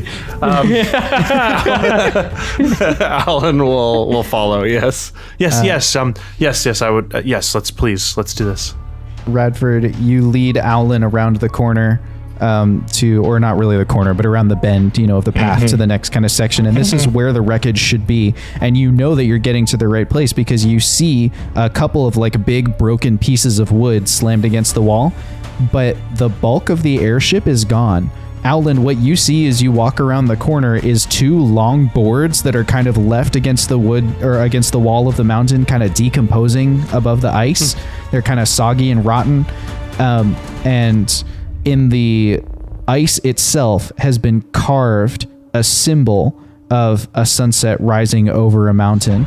It's been kind of dug in with like ice knives or something like that. But there is no airship here. There's no wreckage. There's no anything. Radford, this is exactly where you left it. You know you're in the right spot. There doesn't seem to be much left of it. Did it slip? Did it fall? It's here. Wow. Can Bruiser go look at the symbol? Is it Absolutely. invisible? Bruiser, roll a history check. Ooh. Fox is going to go up and try to touch an invisible 16. boat. There is no invisible boat there. I know. Bruiser, this is the sigil of the reclusive monastery known as the Sunset House, home to a guild called the Society of the Silver Sky. Radford pulls back his shirt, and his tattoo that goes up his arm, up at the end of it is an insignia, like it's almost like a circle that the tattoo circulates around, and it's the symbol on there. Is the boat over here? Fox is flailing his arms. It looks like I'm gonna have to go and ask what's going on. Where are we going? We're going home. Where's that? Back down the mountain. What? We just got here. How far? How far? Not far. Not far. I just wanted to see the looks on your faces. That was priceless. Yeah. There's it's a little further down. Is there a path? Not too bad though. Yeah, we can take the path. Okay. It's not too bad. We shouldn't. Yeah, probably shouldn't bring you guys in through the secret entrance in that tunnel. That might be a little surprising. We'll go knock on the front door. It'll be all right. It'll be fine. It'll be fine. Are we going to get a chance to meet your parents? No, my parents they don't live here. Oh. Do we get to meet your friends? Yeah, friends. There you go. Yeah, yes. friends. Yes, you will meet all of my friends, people very near and dear and close to me, and are absolutely wonderful and loving and welcoming of any sorts of strangers whatsoever. Oh. Yes, this sounds great. We'll go and yeah, well, we gotta find Kay, right? So whatever it takes. Whatever it takes. Whatever it takes. Let's go. And on that note, tonight's Dungeons and Dragons adventure comes to a close. Hey. And the next Dungeons and Dragons adventure is going to be something special. It's going to be something cool because to celebrate another year of mine around the sun, my wife organized a pretty cool little happening. All the people that you see on your screen are coming to my house to play D&D next weekend. So we are going to have something like an 8-hour mega session next Sunday. and we're definitely going to record it. I don't know if we're going to stream it while it's happening or not. I'm leaning towards streaming it. Subathon. Yeah, we can call it a little subathon. That's actually kind of funny. Make it a subathon. So yeah, we'll probably be live just because why not? But also it means that next Monday, the reason I'm telling you now is because next Monday we will not be live. But if I get it done in time, I will play the rerun of that stream, just so that like if people were expecting to see us on Monday and miss it or whatever, there's something for them to see. Say some of us will be literally on a plane during the time. Yeah. And after playing 8 hours of D&D, I'm not going to want a GM prep for Monday. No. Can you imagine? Like, all right, good 8 hours. Let me sit down and prep for another hour or two. We marathon until the end of the campaign. Believe me, I thought about it, but we're not close enough to the end of the story, and I want to do it justice. I am not beholden to a studio or a producer, and I will not shorten the final season for money. Let it be known, you're getting the best value for this free entertainment that we're making up as we go along. There will be no compromises made here. Prove him wrong, chat. Shower us with money and see if you can convince him otherwise. No, the next one, we're just gonna like beeline. We're not gonna stop for any people. Like, oh, we gotta help. No, we're not helping. Just we're like, I rolled a 5K. I rolled a 5K. Anyway, until that time, from all of us here at the Wing Badger Tavern, a hearty GG's and a lovely GN, and we will see you next Sunday. Bye, friends. Bye.